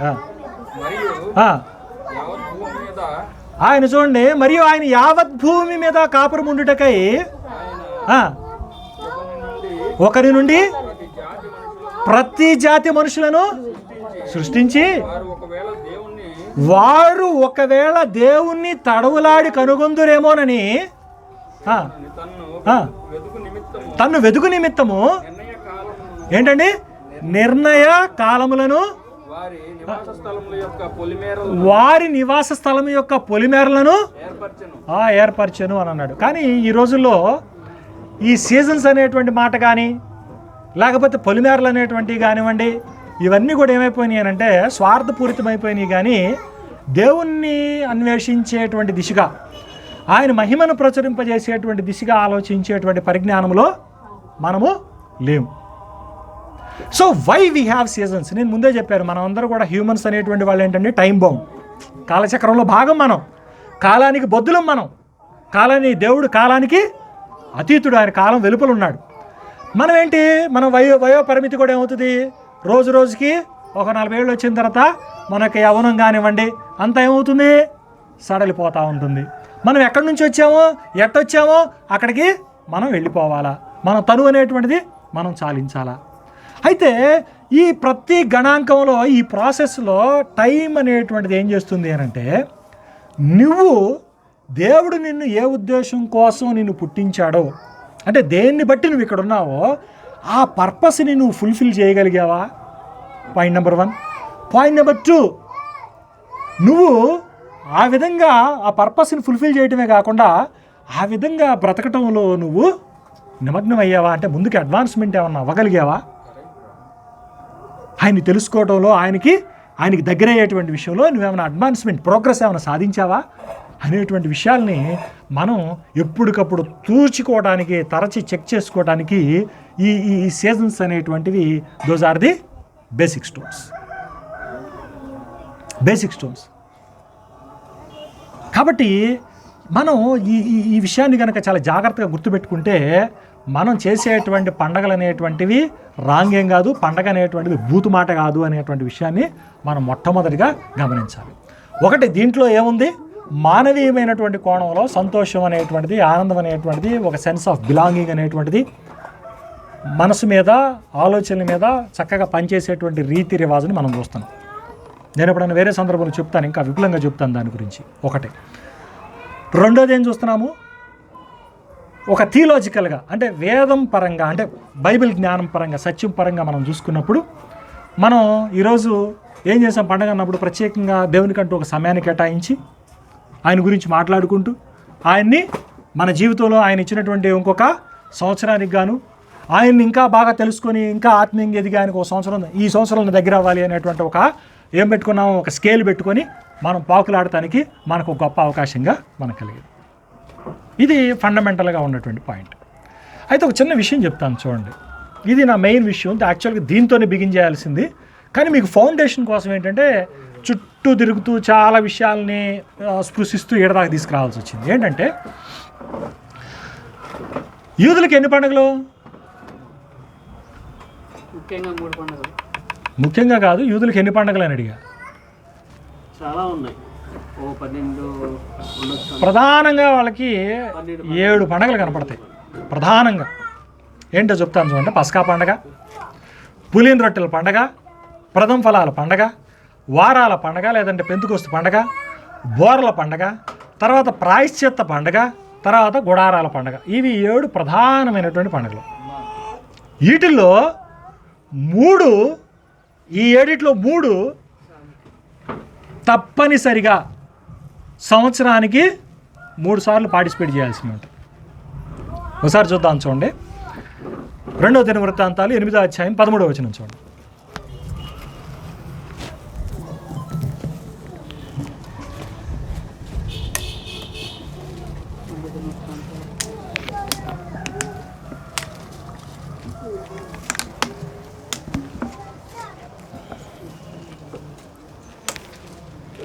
రెండవ దినవృత్తాంతాలు 8వ అధ్యాయం 13వ వచనం.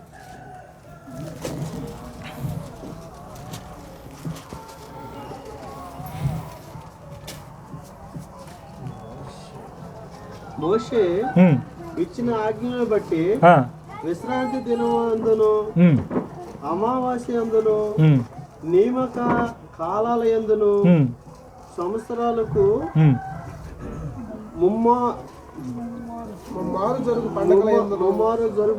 సంవత్సరానికి ముమ్మారు జరిగేటువంటి పండగలకి అనగా పులిని రొట్టెల పండగ యందును. చూడండి, పులిని రొట్టెల పండగ అంటే పస్కాకి, తర్వాత వారముల పండుగ లేదా పెంతుకొస్తు పండగ దానికి, వారముల పండగ యందును లేదా బోర్ల పండగకి, పర్ణశాల పండగ యందును వాళ్ళు ఏం చేయాలా? దహన బలు అర్పిస్తూ రావాలి. అంటే ఏంటి? సంవత్సరానికి ముమ్మారు వీళ్ళు ఎక్కడున్నా సరే రావాలి. ఏమైంది నాకు అర్థం కాల. జనరల్గా అంటే ఊరిని నాకు కుతూహలం కొద్ది అడుగుతున్నా. సావాసం పెరిగిద్ది, బంధాలు పెరుగుతాయి, అందరూ కలుసుకుంటారు, సంతోషంగా ఒకరొకరు పలకరించుకుంటారు. మీకు చిన్న విషయం చెప్పనా? మీరు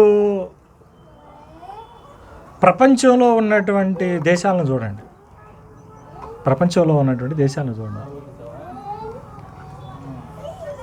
ప్రపంచ పటంలో ఇజ్రాయేల్ అనేటువంటి దేశం కనుక చూస్తే ఇంత ఉంటుందేమో. ఎంత ఉంటుంది? ఇంత ఉంటుంది, పిచ్చికి పెంట అంత ఉంటుందేమో. దూరం నుంచి ఎత్తి కింద పడితే ఏ సైజులో ఉంటుంది ఆ సైజులో ఉంటుంది. అందుమించి ఏం పెద్ద గొప్పగా ఉండదు. కాకిరెట్టు అంత కూడా ఉండదు. మన ఆంధ్ర ఉంటుంది. దేశంలో ఆంధ్రప్రదేశం చూసారా? కాకిరెట్టు అంత ఉంటుంది. కానీ ఇజ్రాయేల్ చాలా చిన్నది. ప్రపంచంలో అత్యాధునికమైనటువంటి సాంకేతిక పరిజ్ఞానం వాళ్ళ దగ్గర ఉంది. ప్రపంచంలో అతి శక్తివంతమైనటువంటి ఇంటెలిజెన్స్ వాళ్ళకు ఉంది.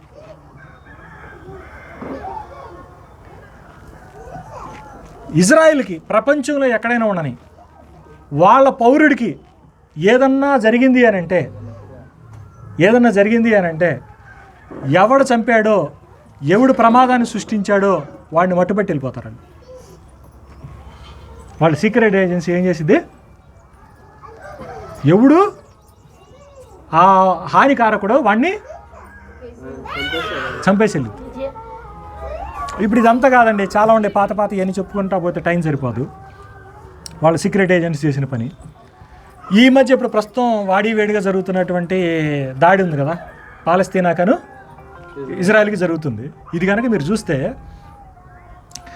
హమాస్ వాళ్ళు ఏం చేశారు, వచ్చి వాళ్ళు ఏదో మంచి ఫెస్టివల్ టైంలో ఉన్నప్పుడు వీళ్ళల్లో కొంతమందిని, ఒక 200 మందిని, చిలుకు మందిని బానిసలుగా పట్టుకుపోయారు.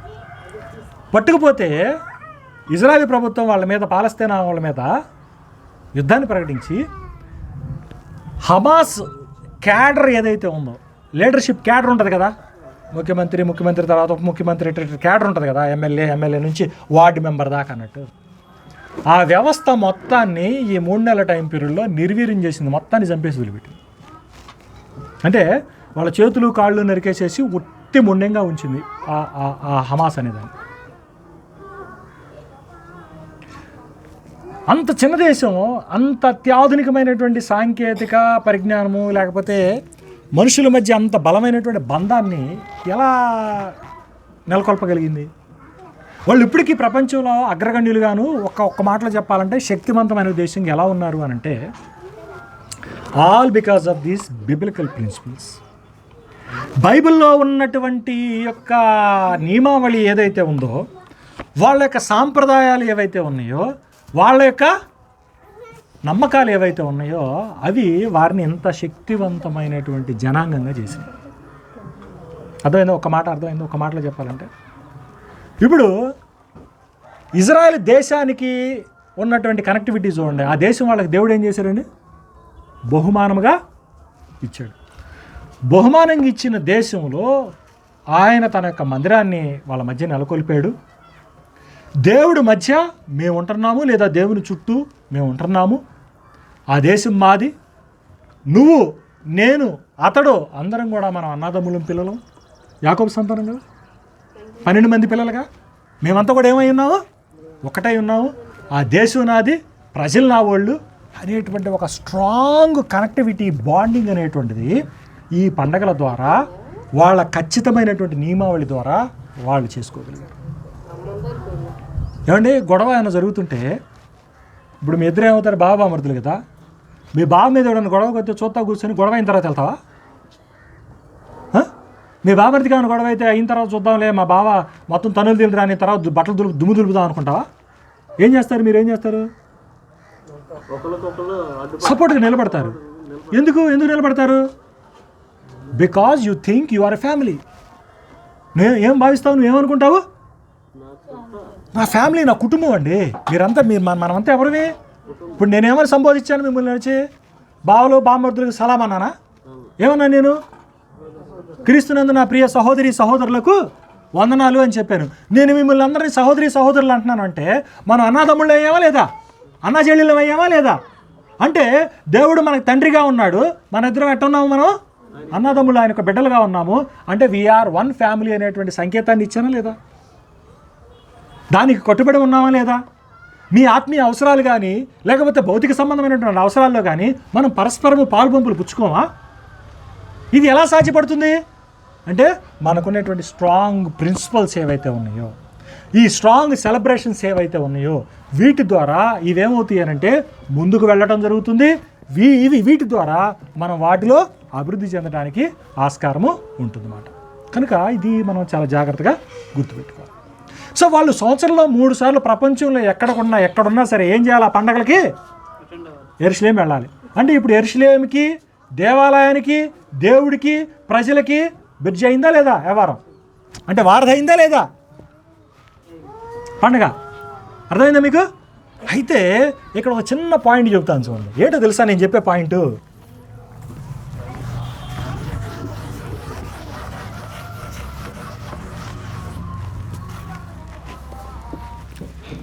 మనం ఏదైనా సెలబ్రేట్ చేసుకోండి, మనకి ఎస్పెషల్గా న్యూ ఇయర్ కనుక వస్తే ఈ స్ట్రక్చర్ గుర్తుపెట్టుకోండి.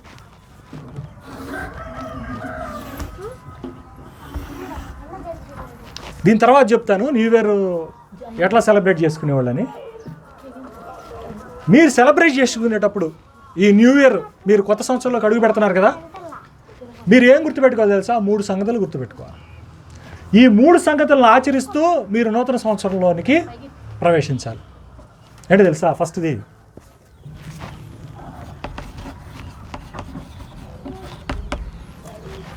ఏముండాలి? మీ మనసు ఎప్పుడూ కూడా కృతజ్ఞతాభావంతో ఉప్పొంగాలండి.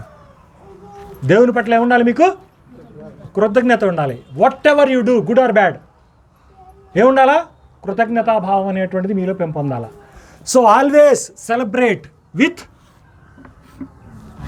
థ్యాంక్స్ గివింగ్, అంటే కృతజ్ఞత.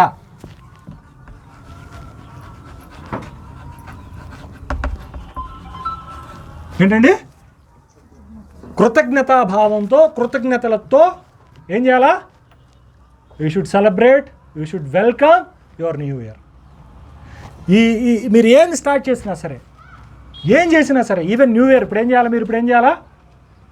You must thank God for 2024. ఇప్పుడు వరకు అంటే ఒక లెక్క మనం టైం బౌండ్ కదా, కాలం పరిధిలో ఉన్నాం కదా. ఈ కాలంలో ఇప్పుడు వరకు దేవుడు మనకి ఇచ్చినటువంటి సమయానికి గాను, అవకాశాలకు గాను ఏం చేయాలి? మనం కాపుదలకు గాను ఫస్ట్ ఏం చేయాలా?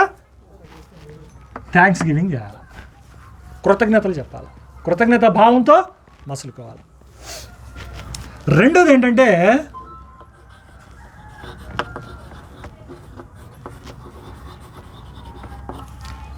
Retrospection are repentance.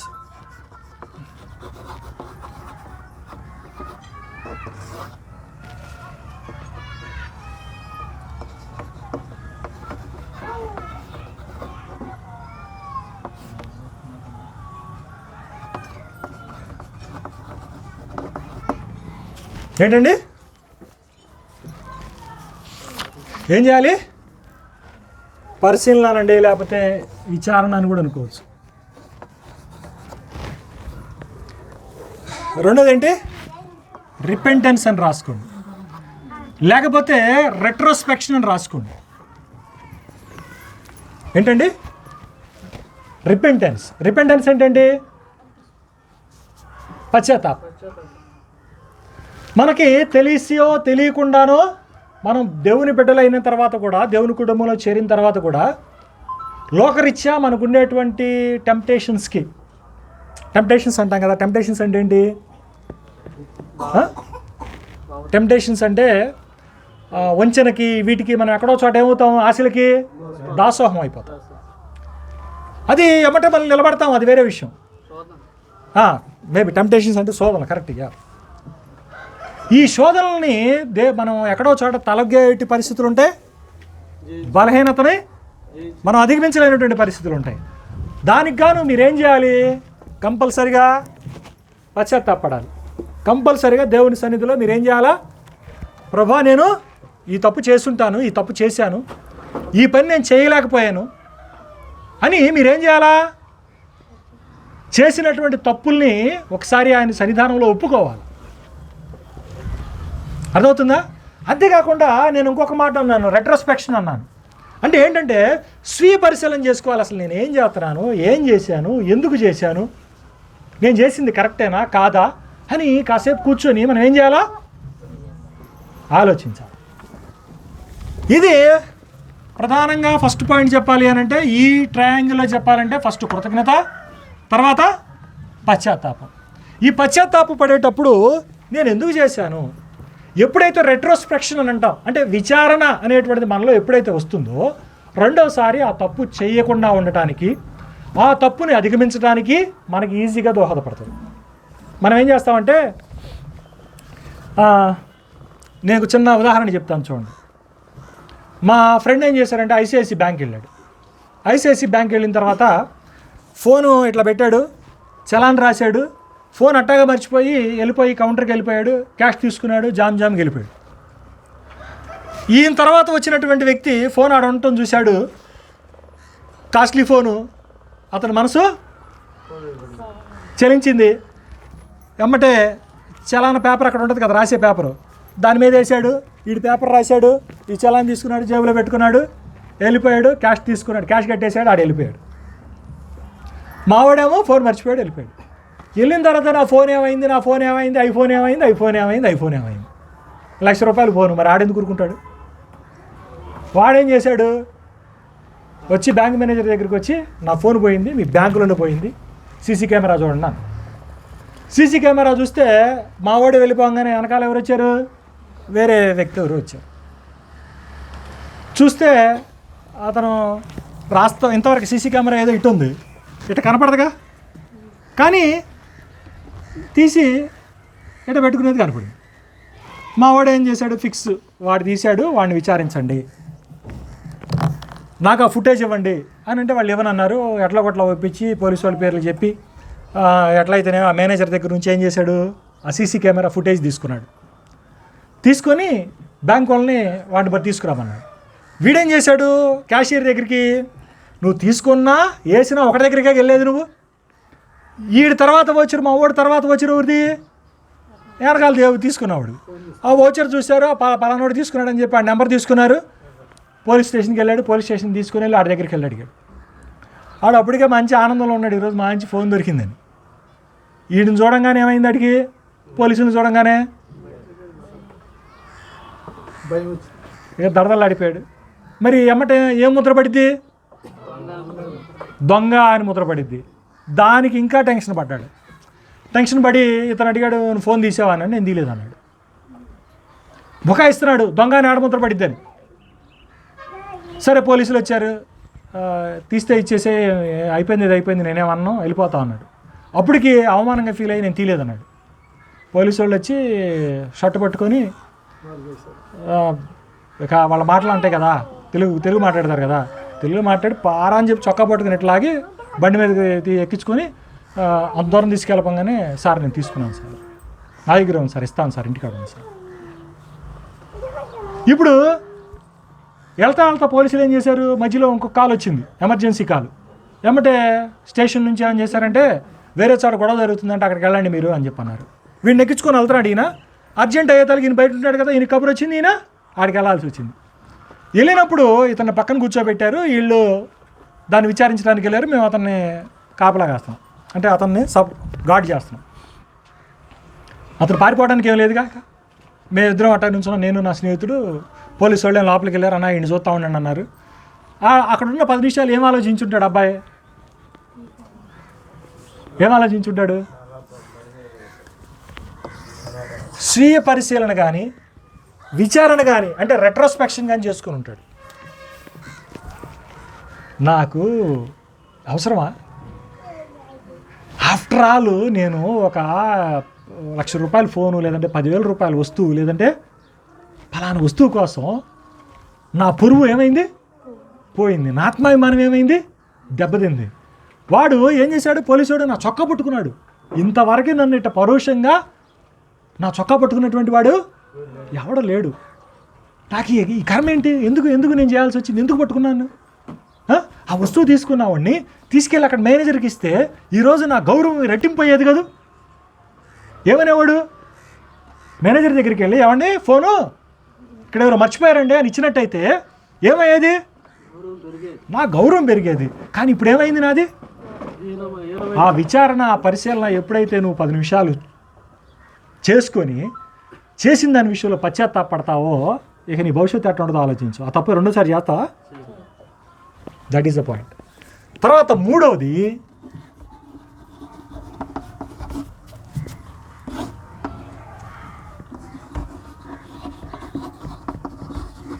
ఏంటండి, చారిటీ. ఏంటి, దాతృత్వం అంటే ఏంటి, డూయింగ్ సంథింగ్ గుడ్, మంచి చేయండి, ఏమన్నా సేవ చేయండి, పేదవాడికి అన్నం పెట్టండి, లేకపోతే ఒక దుప్పటి ఇవ్వండి, ఒక జత బట్టలు పెట్టండి, ఆ పూట గడవని వాళ్ళు ఎవరైనా ఉంటే కాస్త బియ్యం తీసుకెళ్ళి ఇవ్వండి. Do something good to celebrate your day. నీ పండుగని నువ్వు చేసుకోవడానికి ఏం చేస్తా, డూ సంథింగ్ గుడ్. సో ఈ పిరమిడ్ గుర్తుపెట్టుకోండి, ఈ స్ట్రక్చర్ గుర్తుపెట్టుకోండి. Always celebrate your festival, especially new year. ఎట్లా, కృతజ్ఞతాభావంతో దేవుని సన్నిధానానికి రండి. రెండవది రిపెంటెన్స్ అండ్ రెట్రోస్పెక్షన్, అంటే పశ్చాత్తాపడతాము, ఆత్మపరిశీలన చేసుకోవటము, పశ్చాత్తాపడతాం. మూడోది ఏం చేయాలి, దాతృత్వం, డూ సమ్ చారిటీ వర్క్. ఇవి మూడు కూడా ఒక మెచ్యూర్ క్రిస్టియన్స్, ఇది యాక్చువల్గా ఒక ఫేజ్ వరకే, but these are the ultimate. ఈ రెండు కూడా ఏంటి, రెండు కూడా ఎట్లాంటివండి, అల్టిమేట్. ఇవి ఏది థ్యాంక్స్ గివింగ్ అండ్ చారిటీ అనేది. ఇది ఒక ఫేజ్ వరకే. ఎందుకంటే ఈ ఈ ఈ ఈ తప్పు చేయకుండా ఉండేటువంటి పరిస్థితి రెట్రోస్పెక్షన్తో ఎప్పుడైతే మనం ముందుకెళ్తామో ఆల్మోస్ట్ మనం అధిగమించేస్తాం. మళ్ళీ అలా తప్పు ఇంకోసారి చెయ్యం. అంటే చెయ్యం అని అంటే మనం పడిపోయేటువంటి ఛాన్స్ తగ్గిపోద్ది. కానీ ఏం ఛాన్స్ పెరగాలి? అది ఎప్పుడైతే ఇవి పెరుగుతాయో అప్పుడు మీరు అల్టిమేట్గా క్రీస్తుని పోలి నడుచుకున్నట్టే, క్రైస్తవునిగా మీరు పరిణితి చెందినట్టే అనేటువంటి విషయాన్ని మీరు గమనించాలి. 2 చిన్న వాక్యాలని మనం చదువుకుందామండి. ఈ చదువుకున్న తర్వాత మనం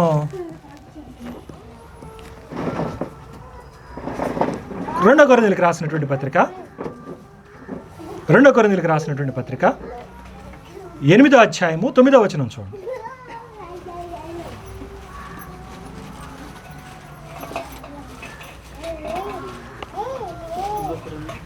2 కొరింథీ 8వ అధ్యాయము 9వ వచనం.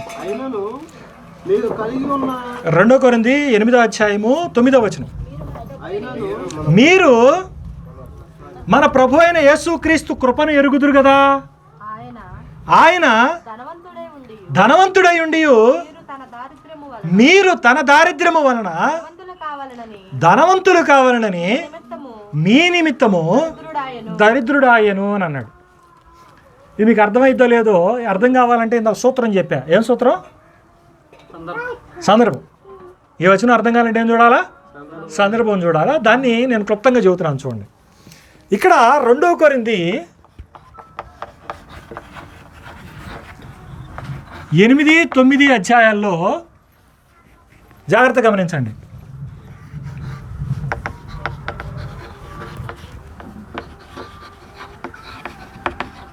ఏంటది? ఇవ్వటం. ఇంగ్లీష్లో ఏమన్నాము? గివింగ్. గివింగ్ అంటే ఎంతకు ఏమి ఇచ్చారని, ఏం చేశారనుకుంటున్నారు వాళ్ళు? అక్కడ ఏం చేశారు? 8, 9 అధ్యాయాల్లో దాతృత్వం చేశారు వాళ్ళు. యెరూషలేములో కరువు వస్తే అక్కడ ఉన్నటువంటి పేద సహోదరుల నిమిత్తము మసిదోనియా సంఘస్థులు వాళ్ళందరూ కూడా ఏం చేశారంటే కలెక్షన్ చేశారు. అంటే వాళ్ళ సంఘాల్లో వాళ్ళు కొంత ఫండ్ రైజ్ చేశారు. ఫండ్ రైజ్ చేసి వాళ్ళు ఏం చేశారంటే పౌల్కి చేతిలో పెట్టి వెళ్ళి వాళ్ళకి ఇవ్వండి అని అన్నారు. అంటే ఇచ్చారు. గివింగ్, ఇవ్వటం, అది దాతృత్వం అన్నమాట. ఈ దాతృత్వాన్ని 8, 9 అధ్యాయాల్లో రాశాను. ఇక్కడ 8, 9 అధ్యాయాల్లో దాదాపు 10 లేదా 11 సార్లు ఏమన్నాడంటే,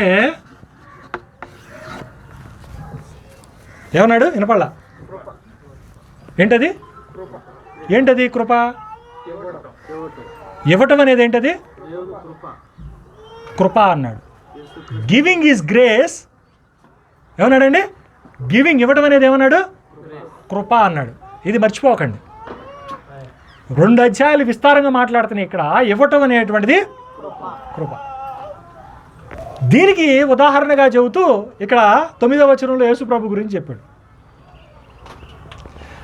ఆయన దారిద్ర్యం వలన మీరు ధనవంతులు కావాలనని ఆయన దరిద్రుడు అయ్యాడు అని చెప్పి అంటున్నాడు. అంటే ఆయన ఏం చేశాడు? ఆయన దగ్గర ఉన్నటువంటి దాన్ని మనకిచ్చి మనల్ని ఏం చేశాడు? ధనవంతుడు చేశాడు అనేటువంటి ఉదాహరణ ఇతివృత్తాన్ని అక్కడ ఆ మాటలో నిమిత్తం చేశాడు. అట్లాగే ఇక్కడ మనం గుర్తుపెట్టుకోవాల్సింది ఏంటంటే, ఇవ్వటం అనేటువంటిది మొట్టమొదటిగా ఏంటి? దేవుని కృప. It's a giving is grace. కాబట్టి ఈ కృప మీరందరూ విస్తారంగా మీ జీవితాల్లో కలిగి ఉండాలి. మీరు ఎప్పుడైతే ఇవ్వటం అనేటువంటిది మీరు అలవాటుగా పెట్టుకుంటారో, మిమ్మల్ని చూసి మీ చుట్టుపక్కల ఉన్నటువంటి వాళ్ళు కూడా ఏం చేస్తారు? అదే నేర్చుకుంటారు, అదే పరిణితిని చూపిస్తారు. అప్పుడు ఏమవుతుంది? ఎట్లా ఉంటుందో ఆలోచించండి ఒకసారి. తర్వాత రెండోది, ఇక్కడ ఏం చెప్పాను? కృతజ్ఞతా భావం గురించి చెప్పాను కదా. మీకు ఇంకా మర్చిపోయి దీంట్లో ఇంకొక వచనం చదివిస్తాను. ఒక్క వచనం చదివించి, తీతు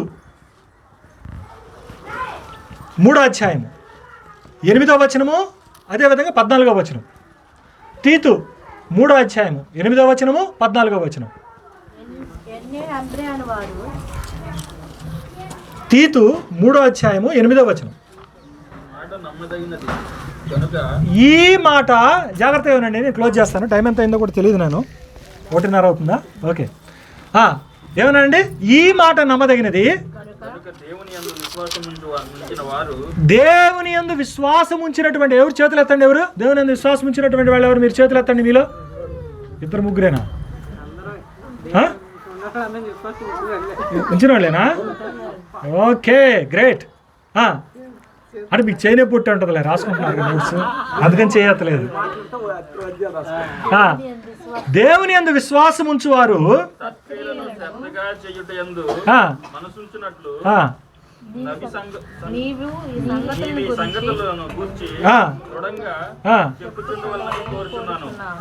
ఇప్పుడు మీరు విశ్వాసము,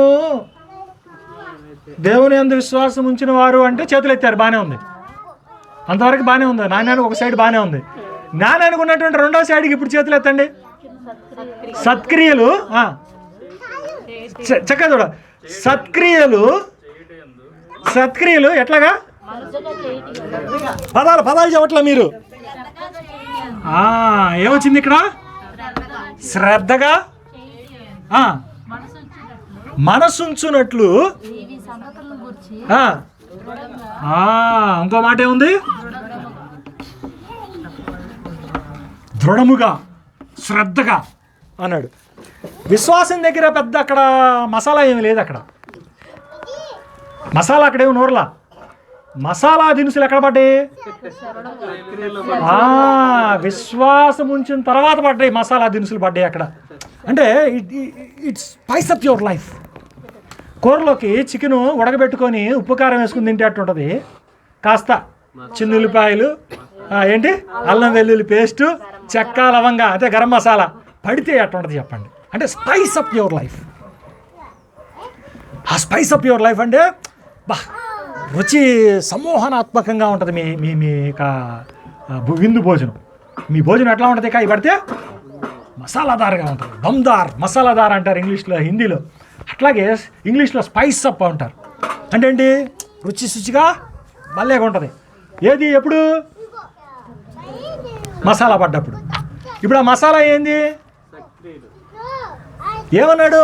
ఎట్లా చేయాలన్నాడు? శ్రద్ధగా చేయటం మనసుంచాలని. మెల్లిగా చెప్పు మనోడికి. రవి, ఇది విషయం మన వాళ్ళకి మెల్లిగా చెప్పు అన్నాడా? ఎట్లా చెప్పాలా? మరి దృఢంగా చెప్పాలి. మరి దృఢంగా ఏ రోజు చెబుతున్నాం మనం? సరే, దృఢంగా చెప్పవద్దు, నేను చెప్పను. మరి దృఢంగా మీరు చేయాలిగా చదువుకుని ఉంటే.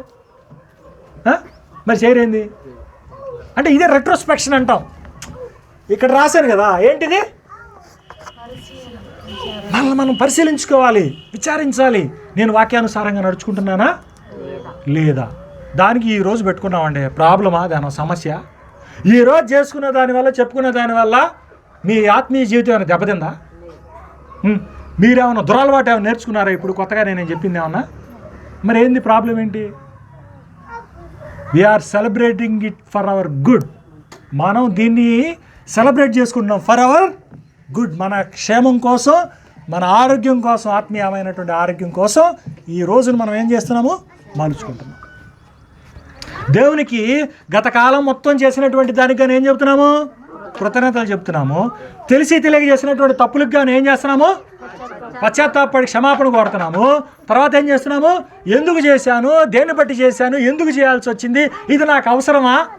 ఆ క్షణికంగా ఉన్నటువంటి ఆ ఒక్క సమయాన్ని కనుక నేను అదుపు చేసుకున్నట్టయితే నా జీవితము ఇదిగా ఇలా ఉండేది కాదు కదా అనుకొని ఇక రాబోయేటువంటి రోజుల్లో నేనేం చేయాలండి? దేవుని మనసు కలిగినటువంటి వాడే ఆయన ఏ విధంగా మంచి చేస్తూ ఉన్నాడో ఆ విధంగా నేను నా సహోదరు పట్ల, నా ఇరుగు పొరుగు వారి పట్ల నేనేం చేయాలా? మంచి చేయాలి అనేటువంటి ఒక దృఢ నిశ్చయాన్ని కలిగి ఉండాలి. పరిణితి చెందినటువంటి వాడు ఇస్తాడు, పరిణితి లేనటువంటి వాడు పుచ్చుకుంటాడు. పిల్లలకి మనం ఏం చేస్తాము? పిల్లలకి మనం ఇస్తాం. పిల్లల దగ్గర నుంచి మనం తీసుకున్నాడు మన దరిద్రులవి కదా. పిల్లలకి మన దగ్గర లేకపోయినా కానీ మనం ఏం చేస్తాము? సమకూరుస్తాం. నా పిల్లోడికి రేపు పుట్టినరోజు అన్నప్పుడు వాడు సైకిల్ కావాలంటున్నాడు, వాడు ఎవడో సైకిల్ దొక్కుతుంటే చూస్తున్నాడు, 10,000 అయింది సైకిల్ రాదు, ఏం చేస్తాను నేను? అప్పు తీసుకొనైనా వాడి యొక్క అవసరాల్ని మనం తీరుస్తాం. తీర్చడం ద్వారా మనం ఏం చేస్తాము? తండ్రిగా ఆనందాన్ని మనం పొందుతాం. అట్లాగే మనం కూడా ఏం చేయాలంటే, మనము తండ్రి స్థానంలో ఉన్నటువంటి వారముగా, అంటే మెచ్యూర్ క్రిస్టియన్స్గా బిహేవ్ చేస్తున్నాము అని అంటే మనం ఏం చేస్తాము? ఇచ్చేటువంటి వారంగా ఉండాలి. దీని గురించి ఎలా చెప్పాలి? మెల్లిగాను అప్పుడప్పుడు చెప్పాలి. తర్వాత వచనం చదవాలా? తర్వాత వచనం కూడా చదవండి. తర్వాత 14వ వచనం చదవమన్నట్టున్నా కదా.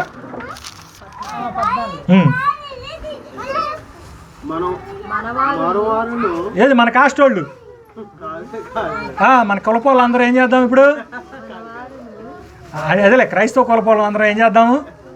చూడండి, మన వారు నిష్ఫలులు కాకుండా నిమిత్తము. నిష్ఫలులు అంటే ఏంటి? నాకు అర్థం కదా. అవా అంటే పనికి రాకుండా పోతారేమో. మీరు పనికొచ్చే వాళ్ళుగా ఉండాలంటే ఏం చేయాలంట? అవసరమును బట్టి. మళ్ళీ చూడండి, భలే మాట వాడాడు. అవసరమును బట్టి సమయోచితముగా సత్క్రియలను మళ్ళీ వాడాడండి మాట. ఏ మాట? శ్రద్ధగా. ఎట్లా ఉండాలి? మీరు ఏమైనా పని చేస్తే శ్రద్ధగా. You should show your commitment and dedication. మీరు అంకిత భావంతో శ్రద్ధగా ఒక శిల్పాన్ని చెక్కినట్టుగా, మీరు ఒక బొమ్మని చిత్రించినట్టుగా ఏం చేయాలా? సత్క్రియలు చేయాలా. మంచి మాట ద్వారా చేస్తారా, క్రియ ద్వారా చేస్తారా, ఆధునికంగా చేస్తారా? మీరు ఎట్లా చేసినా కూడా ఎట్లా చేయాలా? శ్రద్ధగా మీరు చేయాల్సినటువంటి వాళ్ళు. సో ఈ రెండిటిని మీరు మెచ్యూర్ అయ్యే కొందిని అలవర్చుకోవాలి. కానీ న్యూ ఇయర్ అప్పుడు మాత్రం ఒక దశలో ఈ స్టేజ్ దాటేంత వరకు ఏం చేస్తారు? పశ్చాత్తాపం అనేటువంటిది. రెండోది రెట్రోస్పెక్షన్, పరిశీలన అనేటువంటిది, స్వీయ పరిశీలన అనేది చేసుకుంటూ ఉండాలి. ఆత్మవిమర్శను ఎప్పుడైతే చేసుకుంటారో అది మీకు అవసరమా లేదా, చేయొచ్చా చేయకూడదా అని మీరు ఎప్పుడన్నా ఆలోచించారు లేదో? దావీదు డాబా ఎక్కి చూశాడు బత్షెబాని. మొత్తం అయిపోయిన తర్వాత కూర్చొని ఆలోచించున్నాడు. ఆలోచించిన తర్వాతే కదా ఒకదాని తర్వాత ఒకటి చేశాడు మర్డరు. ఆలోచించుకొని చేస్తాడా? ఇప్పుడు అర్రే నేను టెంప్ట్ అయ్యాను, తొందరపడ్డాను, తప్పు చేశాను, ఏంద్రా బాబు, ఆ అమ్మాయి ఏమో ప్రెగ్నెంట్ అయిందంట, ఆడు చూస్తే నేను ఉరి యుద్ధంలో ఉన్నాడు, ఇప్పుడు ఏం చేయాలి అని ఆయన పిలిపియండి అన్నాడు. రెట్రోస్పెక్షన్లో రాంగ్ డైరెక్షన్లోకి వెళ్ళాడు ఆయన. అంటే ఈగో పని చేసి ఉండొచ్చు అక్కడ. ఈగో పని చేయకూడదు క్రైస్తవుడికి, అర్థమవుతుందా? ఈగో పని చేయకూడదు. ఆ హ్యూమిలిటీ అంటే అధీనత్వం అనేటువంటిది మన మనసుల్లో, మన ఆలోచనలో రావాలి. అది ఆ స్ట్రక్చర్ ఇంకొకసారి చెప్పుకుందాం. ఇది గుర్తుపెట్టుకోండి. తర్వాత ఇంకొక చివరి మాట చదివి దీన్ని బలోపేతం చేసేటువంటి ఒక్క మాటను చదువుకొని మనం ఈ మార్నింగ్ సెక్షన్ నుంచి సెలవు తీసుకుందాం. మార్నింగ్ సెక్షన్ నుంచి విశ్రమిద్దాం. చూద్దాం. చూడండి, కొలసీలకు రాసినటువంటి పత్రిక 2వ అధ్యాయం 6-7 వచనాలు చూడండి. 6-7 వచనాలు. కావున మీరు ప్రభు అయిన యేసుక్రీస్తును అంగీకరించిన విధముగా ఆయన యందు వేరుపారిన వారై ఇంటి వలె కట్టబడుచు మీరు నేర్చుకున్న ప్రకారముగా, ఇక్కడ చూడండి, విశ్వాసమందు స్థిరత్వం కావాలి మీకు. ఏంటంట? కృతజ్ఞతాస్తుతులు చెల్లించుట యందు మీరేమవ్వాలా?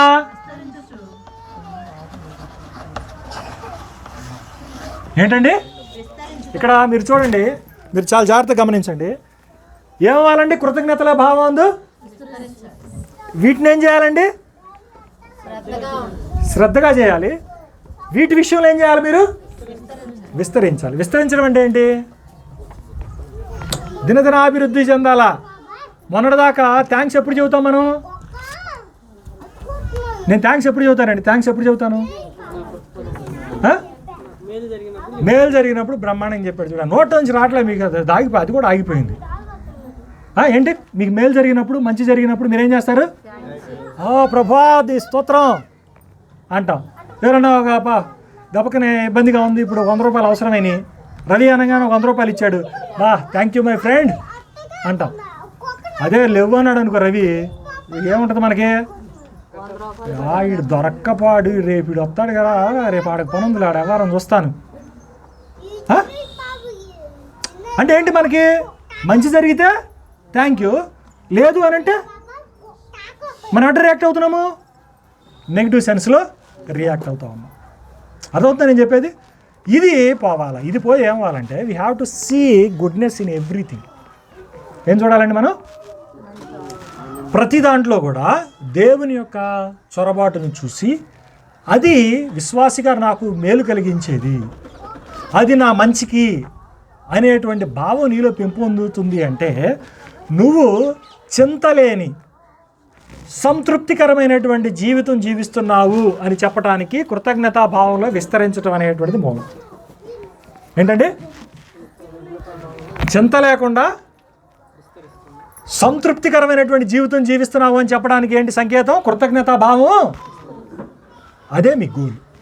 కాబట్టి in every occasion, at every situation, ప్రతి సందర్భంలోనూ ప్రతి సమయంలోనూ మీరు ఏం చేయటం నేర్చుకోవాలా?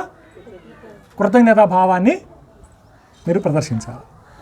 ఇది క్రైస్తవుడిగా మీ యొక్క భక్తి జీవితంలోనూ, మీ ఆత్మీయాభివృద్ధికి, మీకు భౌతికమైనటువంటి మేలు జరగటానికి ఇది it's a good cause and occasion.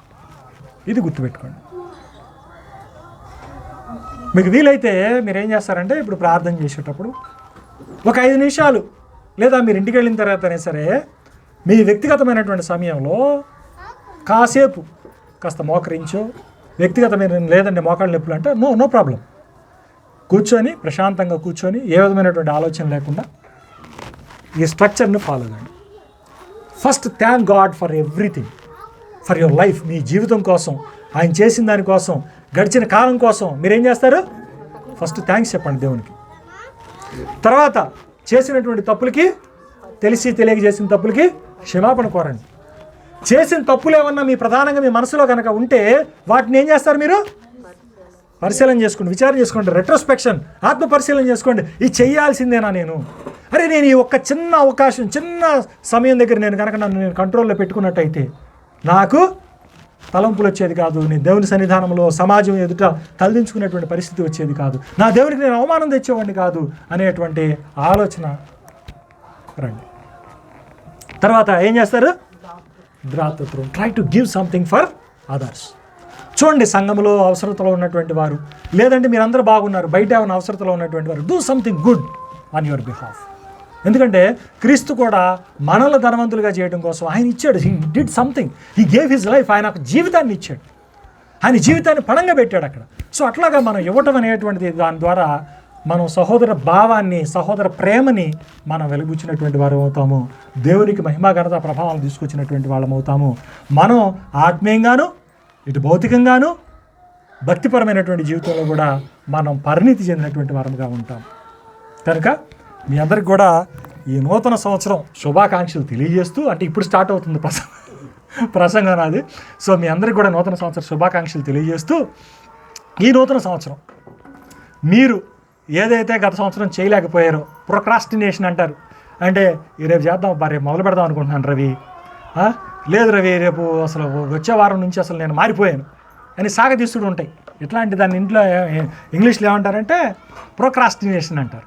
So ఆ ప్రొక్రాస్టినేషన్ పక్కన పెట్టేసేయండి. పక్కన పెట్టి ఈరోజే అనుకూలమైనటువంటి సమయం, ఈ రోజు నుంచి అయినా సరే నాకు దేవుడు ఇచ్చినటువంటి అవకాశాన్ని నేను సద్వినియోగం చేసుకోవాలి అనేటువంటి దృక్పథంతో మీ అలవాట్లు మార్చుకునే ఉంటే మార్చుకోండి. దేవునికి దగ్గర అవ్వడానికి, ఒక మెట్టు ఎక్కడానికి, ఒక మెట్టు ఆయనకి దగ్గర అవ్వడానికి ఏమేమి తెలుసుకోవాలో, ఏమేం చేయాలో తెలుసుకున్నటువంటి వాళ్ళుగా ముందుకు వెళ్ళటానికి, సామాజికంగా అంటే మనం సోషల్ బీయింగ్స్గా మనం ఒకరి బంధాలు, ఒకరితో ఒకరు ఉన్నటువంటి బంధాలను పటిష్టం చేసుకోవడానికి మీరందరూ కూడా ప్రయాసపడతారని, ఆ దిశగా అడుగులు వేస్తారని నన్ను నేను హెచ్చరించుకుంటూ, మిమ్మల్ని హెచ్చరిస్తూ, మీ అందరికీ కూడా ప్రేమపూర్వకంగా నా హృదయపూర్వకమైనటువంటి వందనాలు తెలియజేస్తున్నాను.